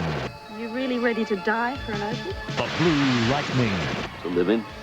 Sam Elliott, the American PI, on a do-or-die mission. Been one leg up. Rebecca Gilling, she'll change his life. Robert Cook, the outlaw. Dumb luck that's got you this far. This is pure madness. The Blue Lightning, presented by King G, 8:30 Monday on 7. And so it was Footscray well on top in the first half, leading by 36 points at half-time. Hawthorn fought back well in the third quarter to reduce the deficit by 10 points, and 26 points were in it at the final change. We pick up play now at the start of the final quarter, and in this passage you'll play, you'll see a very, very interesting What's Your Decision? Final quarter from Princes Park. Footscray leading by 26 points. It was 36 at half-time and set for the big upset of the round. Purser's kick high towards centre-half forward. Knocked away by Curran, but straight to Malin. It rebounds to Whitman. Whitman out very, very wide towards the wing position. Steve Wallace racing forward with Jenke. Ford. Petraglia. Petraglia right half forward. Well clear of Schwab. Up to Beasley at the back. Has the set. Can't take the mark. Ayres. Langford. Langford goes for a pass, trying to find DP Domenico. Does so with the juggle. And passes back to Green, who was taken from the field in the second quarter. Green to half forward for Hawthorn. 2 Footscray players spoiled each other, and he's given it a free kick. That is unbelievable. Oh, get a pair of glasses. Oh, listen to the Hawthorn crowd going mad. Do they interfere with each other, the 2 Footscray players? Maybe he's a little bit colourblind, I don't know. Well, Peter Cameron, let's say, doesn't make many mistakes, but I think he'll admit to that one if he saw it again. It was unbelievable. A free kick to Hawthorn this time. Going to Curran. Curran's kick to half forward. Buchanara has to get clear, can't do so to get in an effective kick. Hawthorn crowd bending their feelings on Peter Cameron. Three-quarter time stats there. Footscray in command in most positions, I would expect. Except the handballs. Boundary throw in. Knocked down by Purser. Picked up by Tuck. Run straight into Hardy. And out of bounds again. A little bit closer to the Hawthorn goal. They're giving Peter Cameron some carry here, this Hawthorn mob. Still, they're entitled to make mistakes. He's a very good umpire, just the same. Knocked away by Loveridge. Platten and Hardy. Platten can't get clear. Great tackle, Brad Hardy. Loveridge lying on top of the ball, but it is going to be a ball up. That hooting's not for the Footscray players, it's for Peter Cameron, most popular man here at Princes Park. Well, the umpires make very few mistakes, let's say that. Free kick going Footscray's way this time. And it will be taken by Andrew Purser. Played a fine game here today. He's been the best ruckman on the ground, Pete. Easily. Purser from left back pocket. Long ball out to half back. Mark almost taken, in fact has been taken by Max Crowe at the 2.5 minute mark. Crowe's kick is back out there towards the half-forward line. Up the, oh, that'd nearly be a mark to McPherson. He's paying that, and rightly so. Hand pass to Jepp. Ball short, two Hawthorn players there, but a strong mark taken by Ayres, who hasn't played a bad game either. They haven't had a lot of good players, but Ayres has had about, let me see, about nearly 20 possessions. Not a bad effort from the back pocket position. Short pass across goals to Howard. Another fine player for Hawthorn. A good pass out from Langford. Got to pick this up. Going after him is Keller, but he got around him pretty easily. Short pass, looking out there for Curran. Going with Curran as Rance tries to tap it back, but Rance bucks up well. He's grabbed. Trip. He was tripped. He was held by the foot against Green. Could have been Curran doing that. He's gone down again. He's acting a bit. Now Sandgroper played a fair game today too, but they've had many good players. Footscray, Cordy down there in defence, and a sensational player. Ball back towards the wing position. They all missed that. Scouting out beautifully is Wallace. Got to start on his opponents as he drives the ball down there. Chance for Howard in front and takes a good mark down there in defence. A hand pass coming over to Whitman. Down goes the big fellow. In goes Curran. Tapped on again by Deere. Coming over to meet it now is Malin, but he forces the ball out of bounds. Still on the half-forward line for Footscray, about 75 metres out from their goal. They're in front by 79, 26 points to 53. Wallace tries to get a hand pass out. Comes out to the other Wallace from Footscray. Malin grabs it now. He runs into trouble. Terrible football out there at this present stage of the match. The ball falls short by Swab. In goes Jenke. He's thrown to the ground.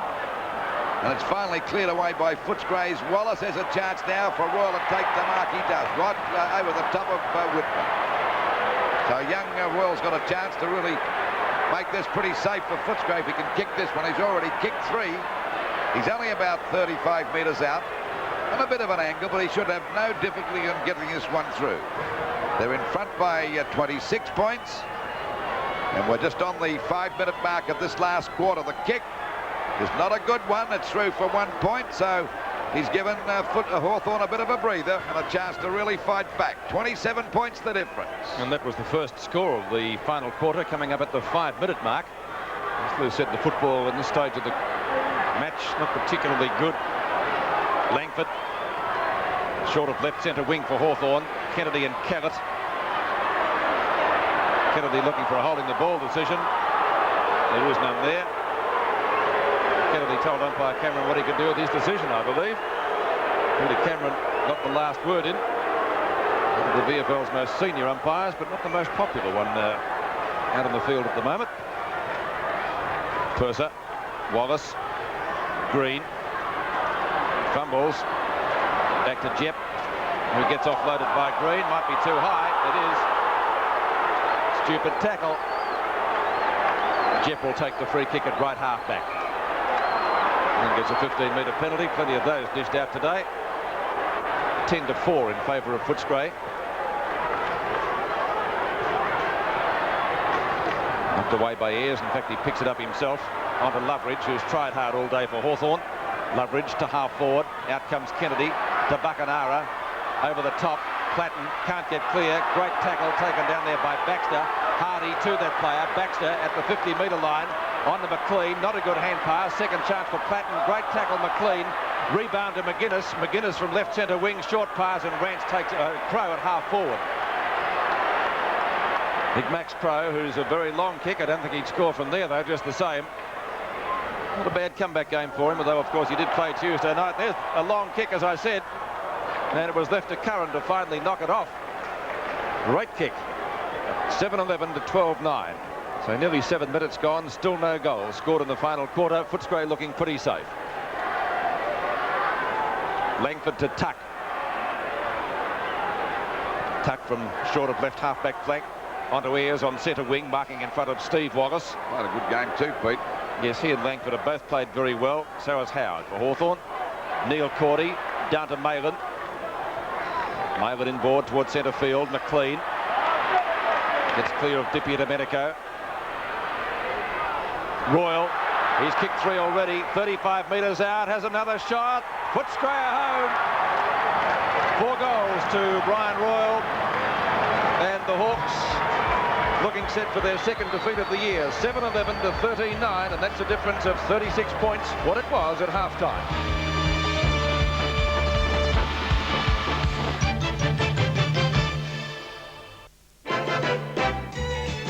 You can get it riding, you can get it sliding, you can feel it coming on about 4.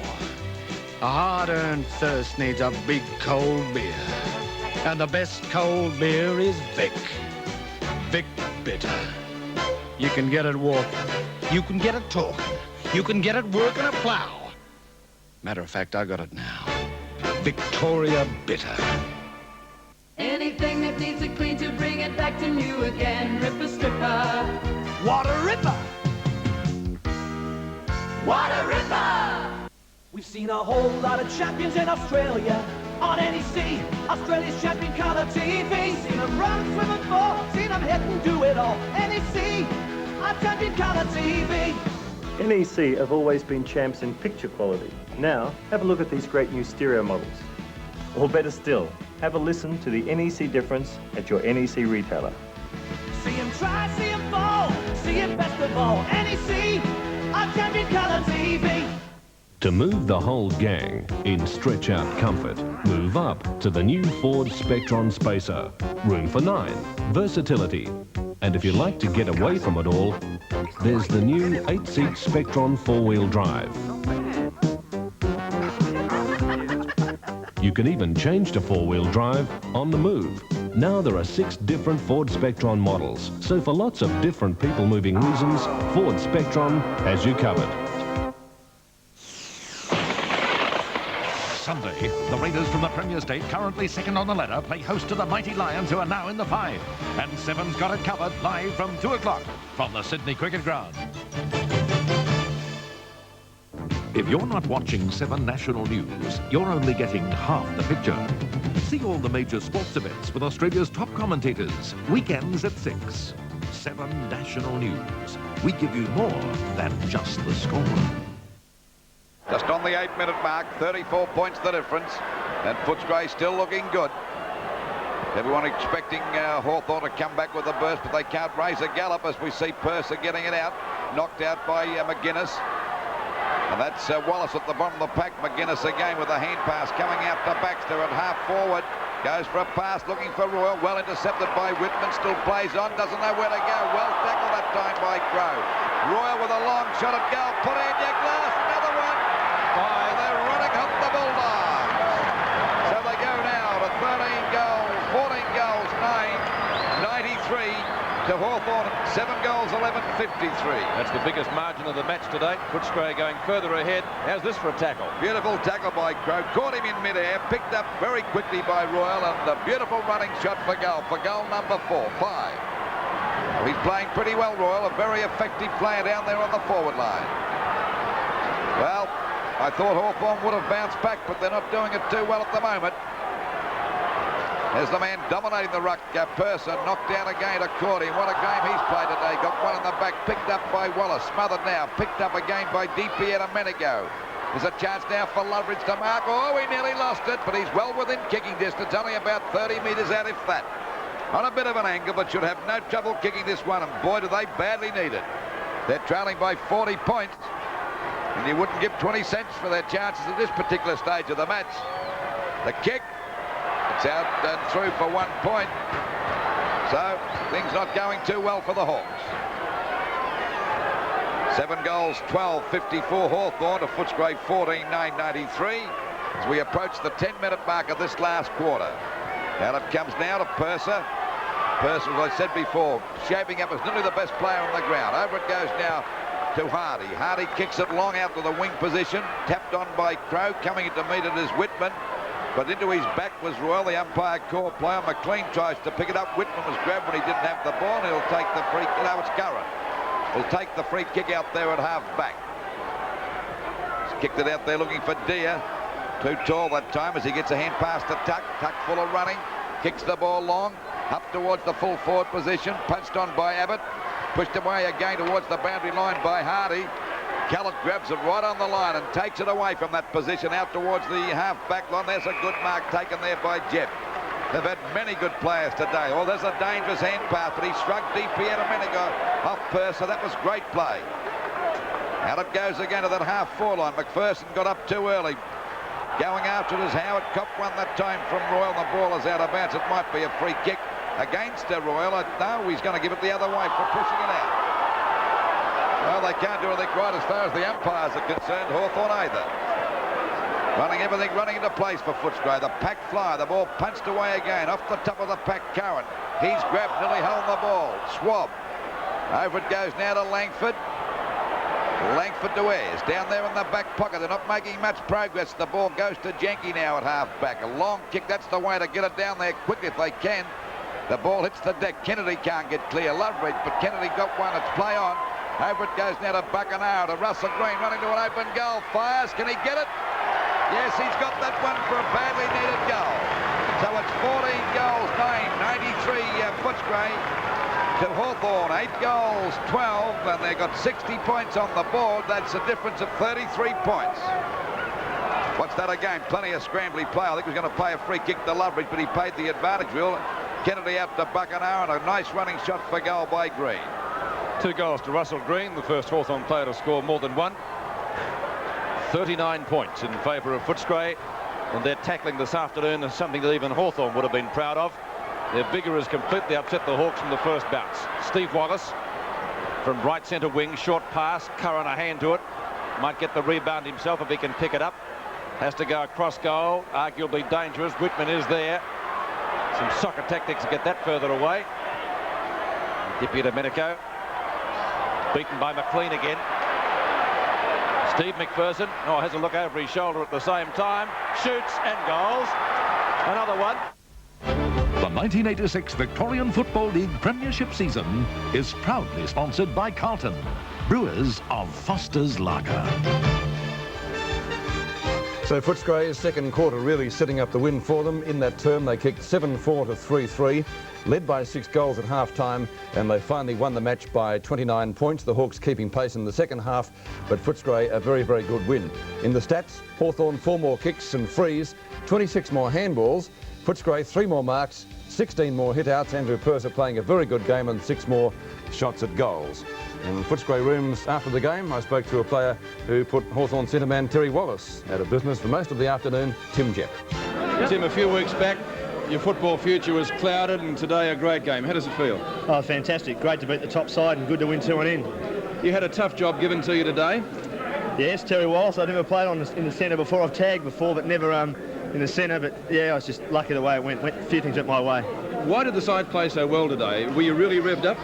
We were very determined. We hadn't played well away from home, and we were determined that when we play at the Western Oval, we seem to grow a league, and we were determined to play away and show everyone that we were back in town. Murray, you lined up at half forward. Do you like playing an attack?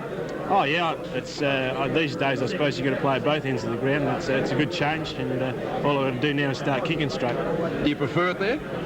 Oh, not really. I just love being in the game, and wherever I'm put, I'll try and do my job. The side tackled very well today. Was that one of the things that you've been working on in the last fortnight? Well, no. I believe when I came over here, the The Bulldogs have always been known for their tackling, and I think it fell away at the beginning of the season. I think we're just slowly getting it together. Murray Rance, after Footscray's big win at Princes Park this afternoon. You're watching Seven's Big League. Back in just a moment.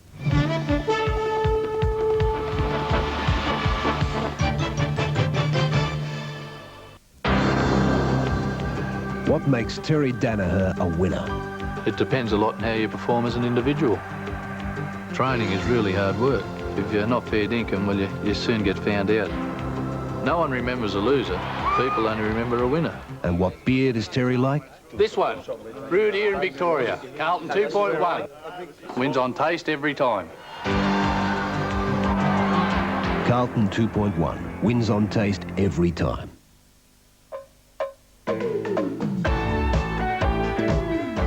It's a very big sound that travels.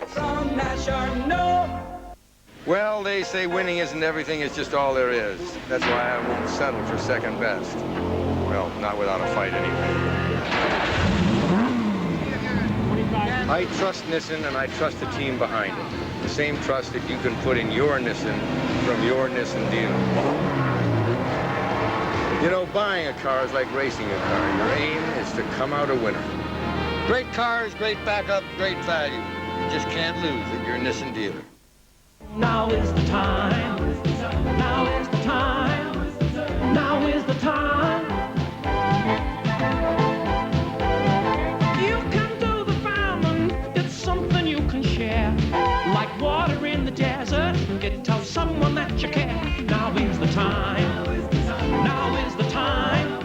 The World Vision 40-hour famine. Now is the time. Catch it. Call this number now, 690-2166. 7:30 Sunday, Land of Hope continues. Sydney's burning. It is World War I. The issue, conscription. They won't wear selling the bodies of our young men to feed a European trade war. For Paddy Flynn and a radical son, it is a time of reckoning. She's a fine woman, dedicated to socialism, to the cause and embodied in the trade union officials. Your father went to jail for a stranger. And you can't even tell the truth to your mother. The drama, the passion. I want another son. Land of Hope, presented by Singapore Airlines, 7:30 Sunday on 7.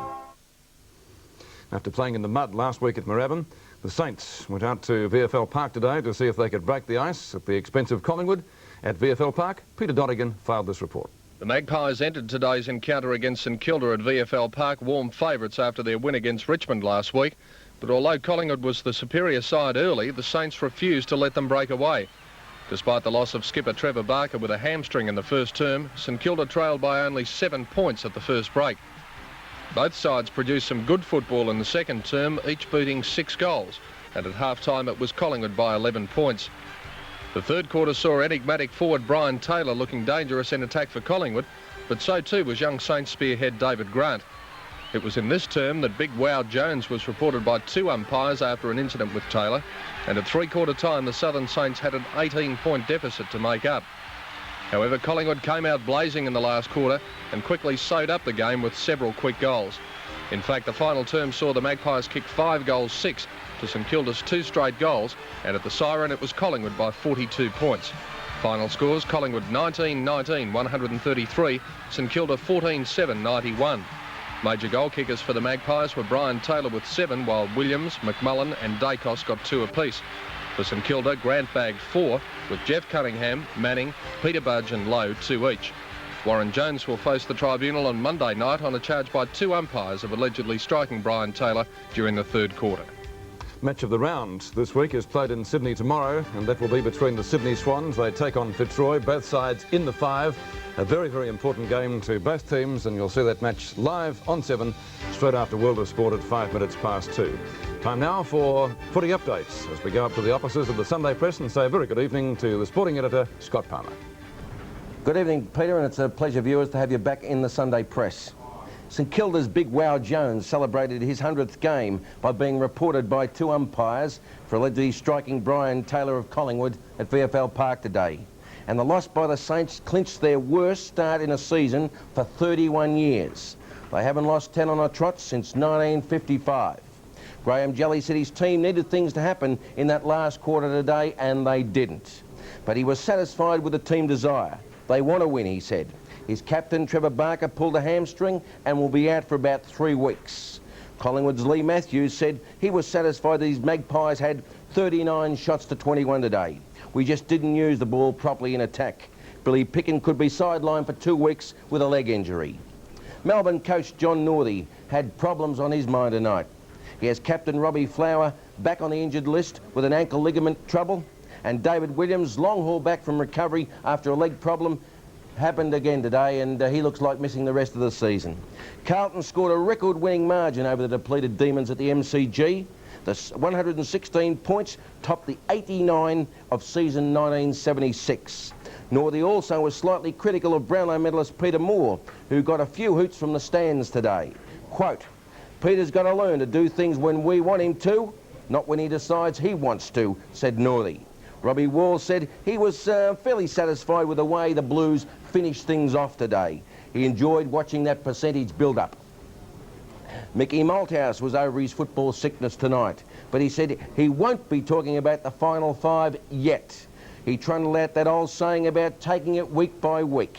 He said his Bulldogs weren't playing as well at this stage this year as they were last, and he said we've still got a long way to go, but he's got complete faith in his players. Doug Hawkins has a hamstring and will be doubtful for next week.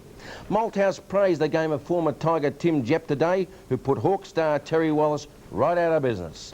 He's put up with a lot of criticism, said Mickey, but he's been very good for us. Alan Jean said that the Hawks today just couldn't get the ball out of the centre. The forwards were starved for opportunities. Jeansy too gave Jepp a pat on the back, and also Phil Malin.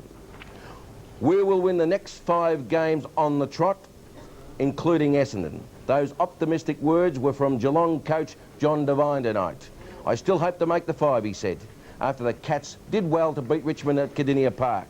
Devine said the Tigers got close today because his side couldn't get the ball out of the middle enough.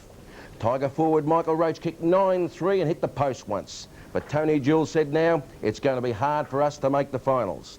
But we will keep on fighting it out and keep on playing the youngsters. Sakaski may have fractured its shin bone today, and he'll have x-rays taken on Monday, Peter. Back to you, mate, and keep punching. Thank you, Scotty. We certainly will, and full details of all those stories in the Sunday Press tomorrow. On Tuesday, it's Hawthorn and North Adelaide in the Foster's Cup. The first semi-final, that's at 8:30.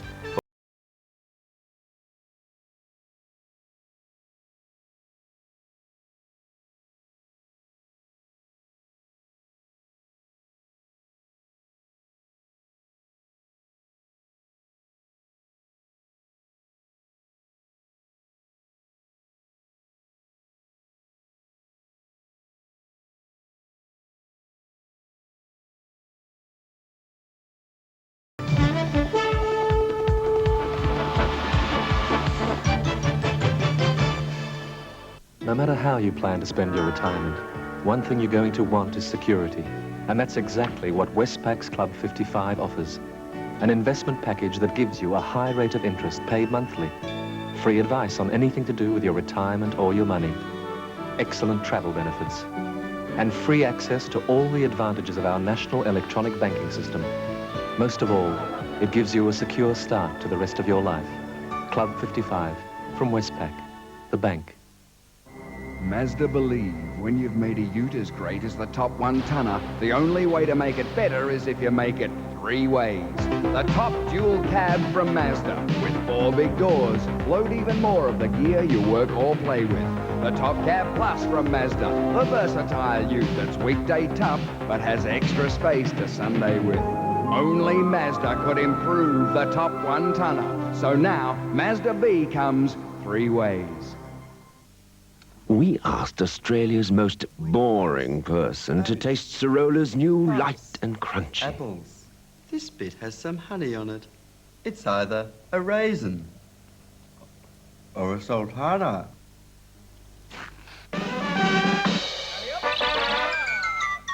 I think he likes it. Yes, without a doubt, Cirola's new light and crunchy is Australia's most unboring cereal.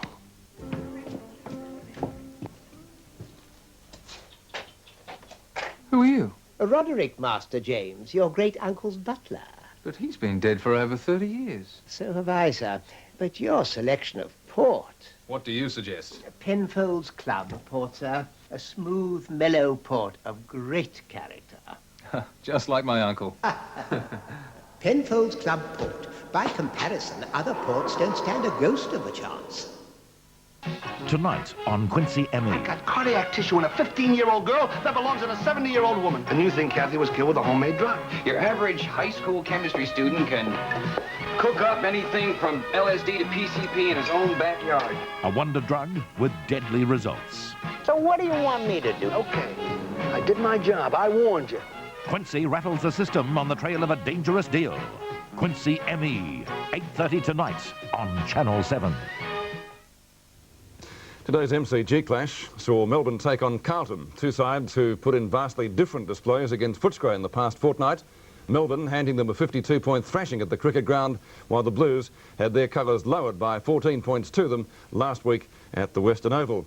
Despite the Demons' meagre success in recent times, they have won 2 out of their past 5 games against the Blues, including a 29-point victory over them at the cricket ground in round 5 last year. 3 wins, though, from the 9 games wasn't sufficient to send the Demons in as favourites against one of the top contenders for the flag. Tonight, we pick up the match with some highlights of the first half. Our commentators are Jack Edwards and Peter McKenna.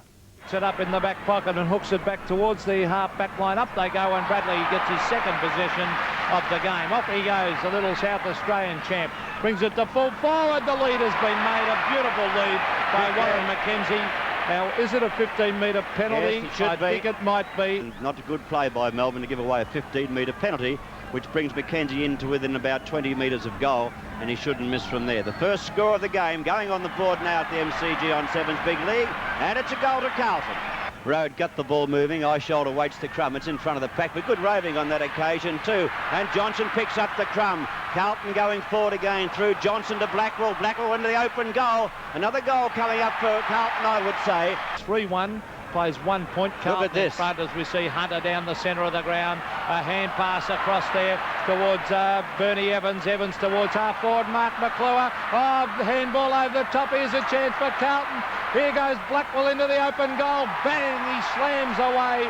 And Wayne Blackwell's put it through for another easy goal to Carlton. Towards half forward. Wayne Harms can't take it. Brucey Dool. Over the back. He overruns it. Peter Moore knocks it on. Good use of the body by Dool.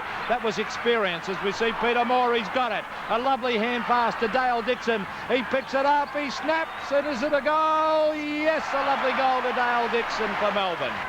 Peter Road. Well done. Hand pass to Harms. This is danger. Harms hooks it back towards the pocket looking for McClure. Or over the back is Kernahan. Oh, gee, he did stage for that one. The free kick might have been there, but he certainly made sure that Ian Clayton saw it.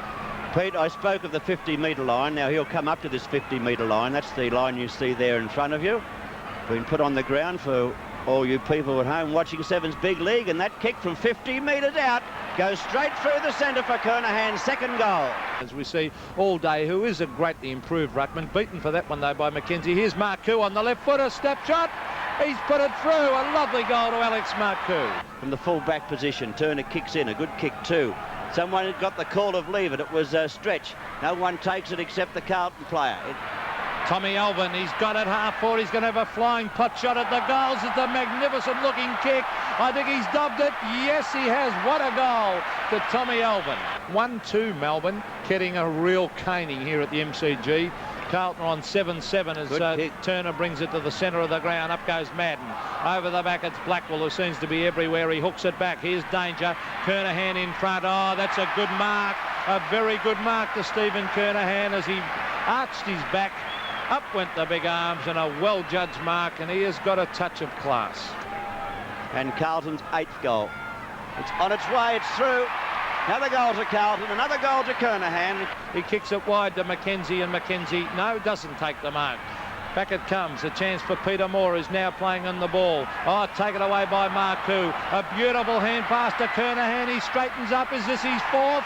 Yes, it is. It's a goal. 4 goals, Steve Kernahan. Danny Hughes. Oh, he's kicked a high ball. Can he get there? No, he was too slow to get there. Mark Withers. Road gets it across there to Wayne Johnston, who has a flying pot shot at the goals, and he slammed it through for another one to the Blues. That's his first, and Carlton are having a picnic here at the MCG today.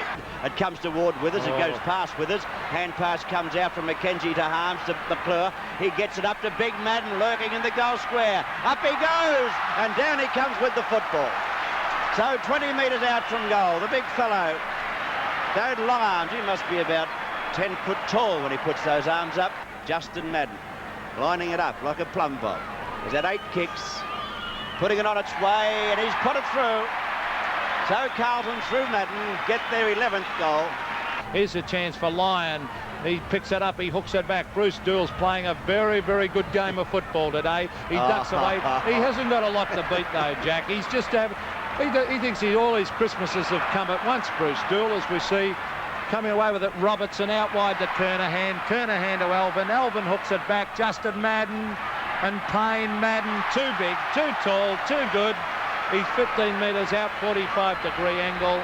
He's taken 4 marks and 9 kicks to Madden. 9 kicks and 4 marks and many, many hit-outs.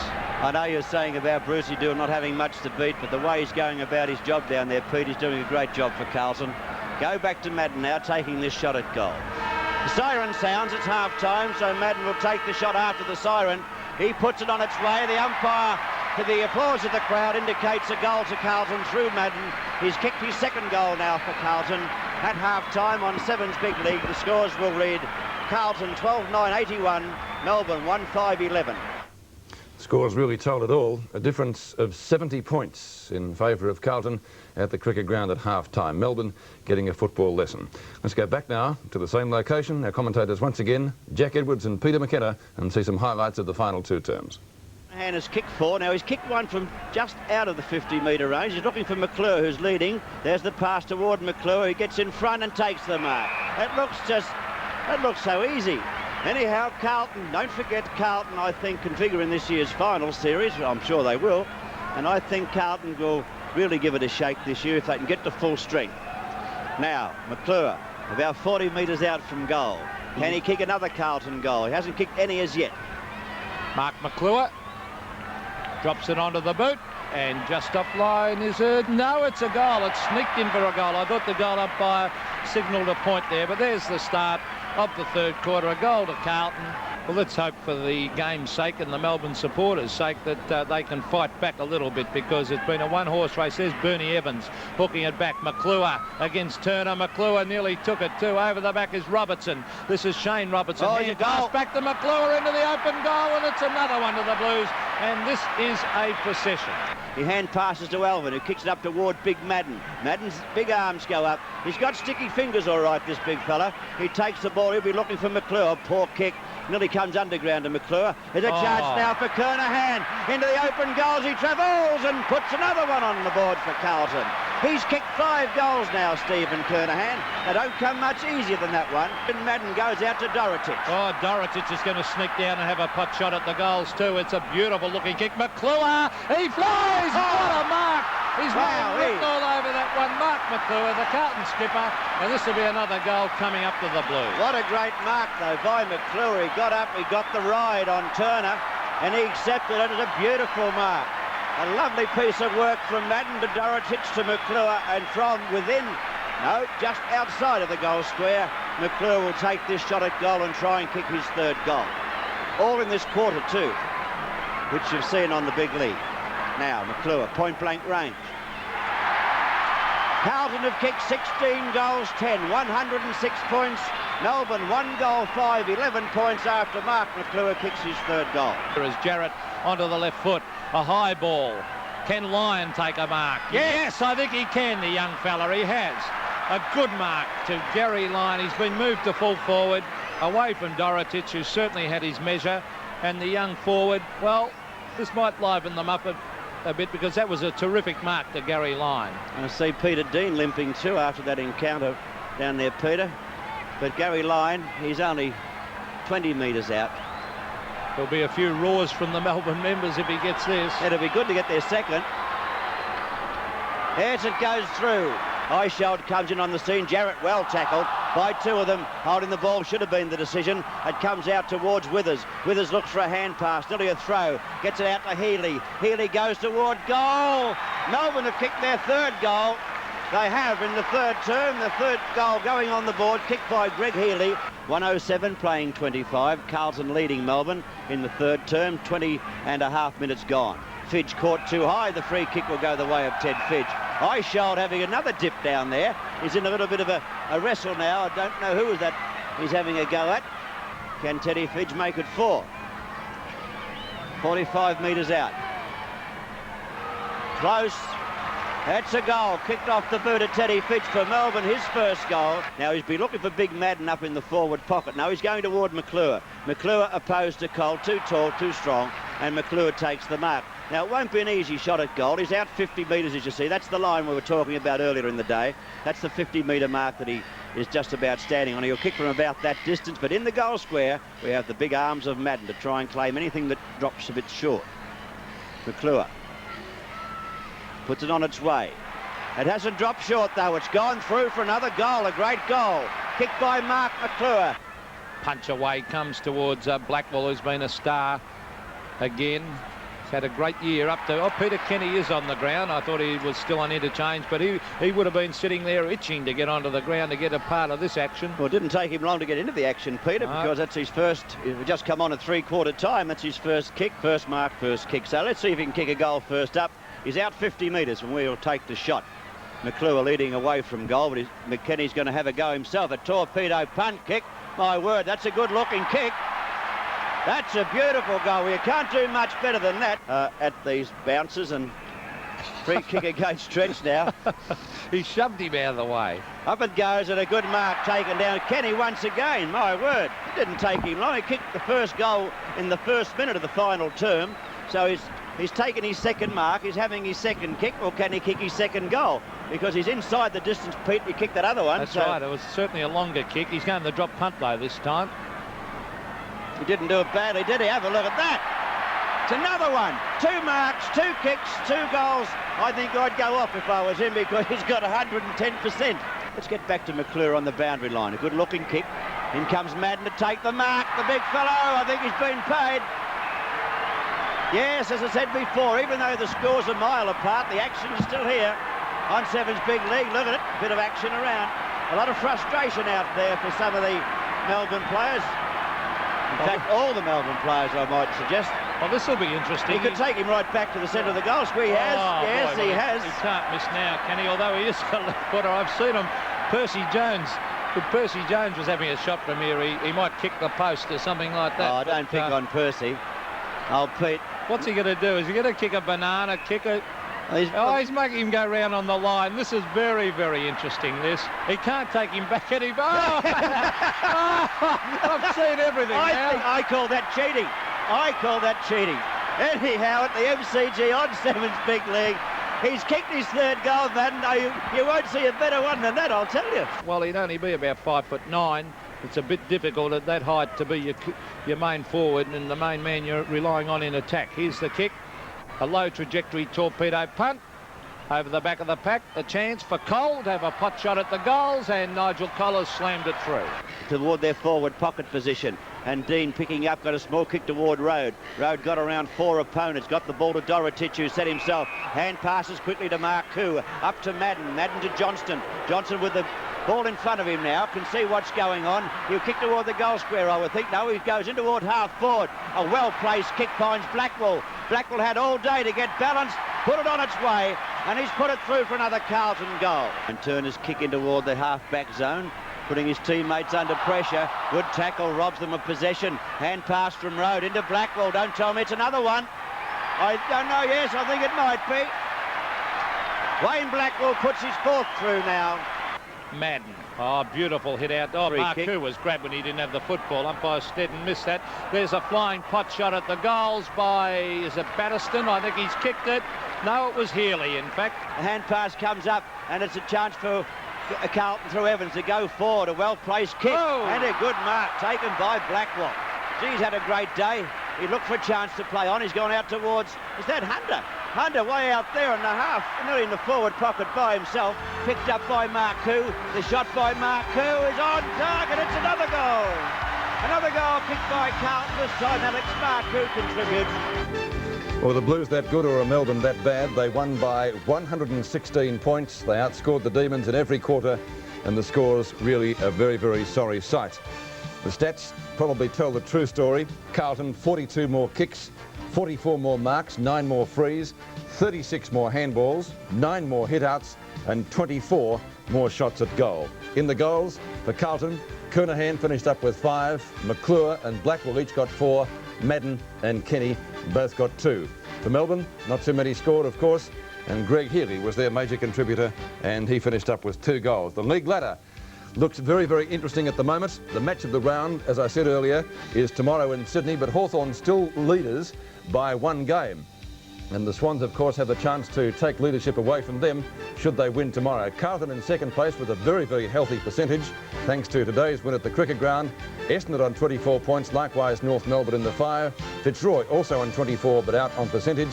Footscray moving up on 20 from Collingwood, Richmond, Melbourne, Geelong and St Kilda yet to win a game. Next week we have a split round. The 3 best matches are on the Monday. I'm wondering if the VFL Commission will consider moving one of those to Saturday. Hope your team won today. Hope you can join us tomorrow. The Swans and Fitzroy from Sydney. Throw, McPherson, snapshot, is a goal! Petraglia tapped on again by Abbott, but Petraglia is too quick for him as he shoots the ball up long. Looking for McPherson, got a chance to mark this one. He might have got a through for a goal. I think he kicked it, he did. To the half-forward line, Turner. Be pretty quiet, Nick. He's got a chance now. They need a goal badly. He'll be on the left foot. He goes with a low trajectory punt. He's put it. Oh, he punts it away, but good aiming by Rioli. Rioli swings it back, beautifully placed. Lovely play. Roach takes it, plays on, and puts it through for goal number 5. Though Yates keeps coming out, gets the hand pass in. Roach puts it across, it's into the goal square. Hog! See Peter Moore, he's got it. A lovely hand pass to Dale Dixon. He picks it up, he snaps, and is it a goal? Who is it greatly improved, Rutman? Beaten for that one though by McKenzie. Here's Marcoux on the left foot, a snapshot. He's put it through. A lovely goal to Alex Marcoux.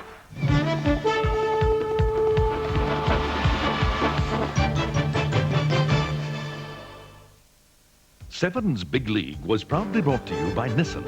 You just can't lose at your Nissan dealer. And presented for your enjoyment by any... And we do hope that you're going to enjoy the match. It promises to be a good one.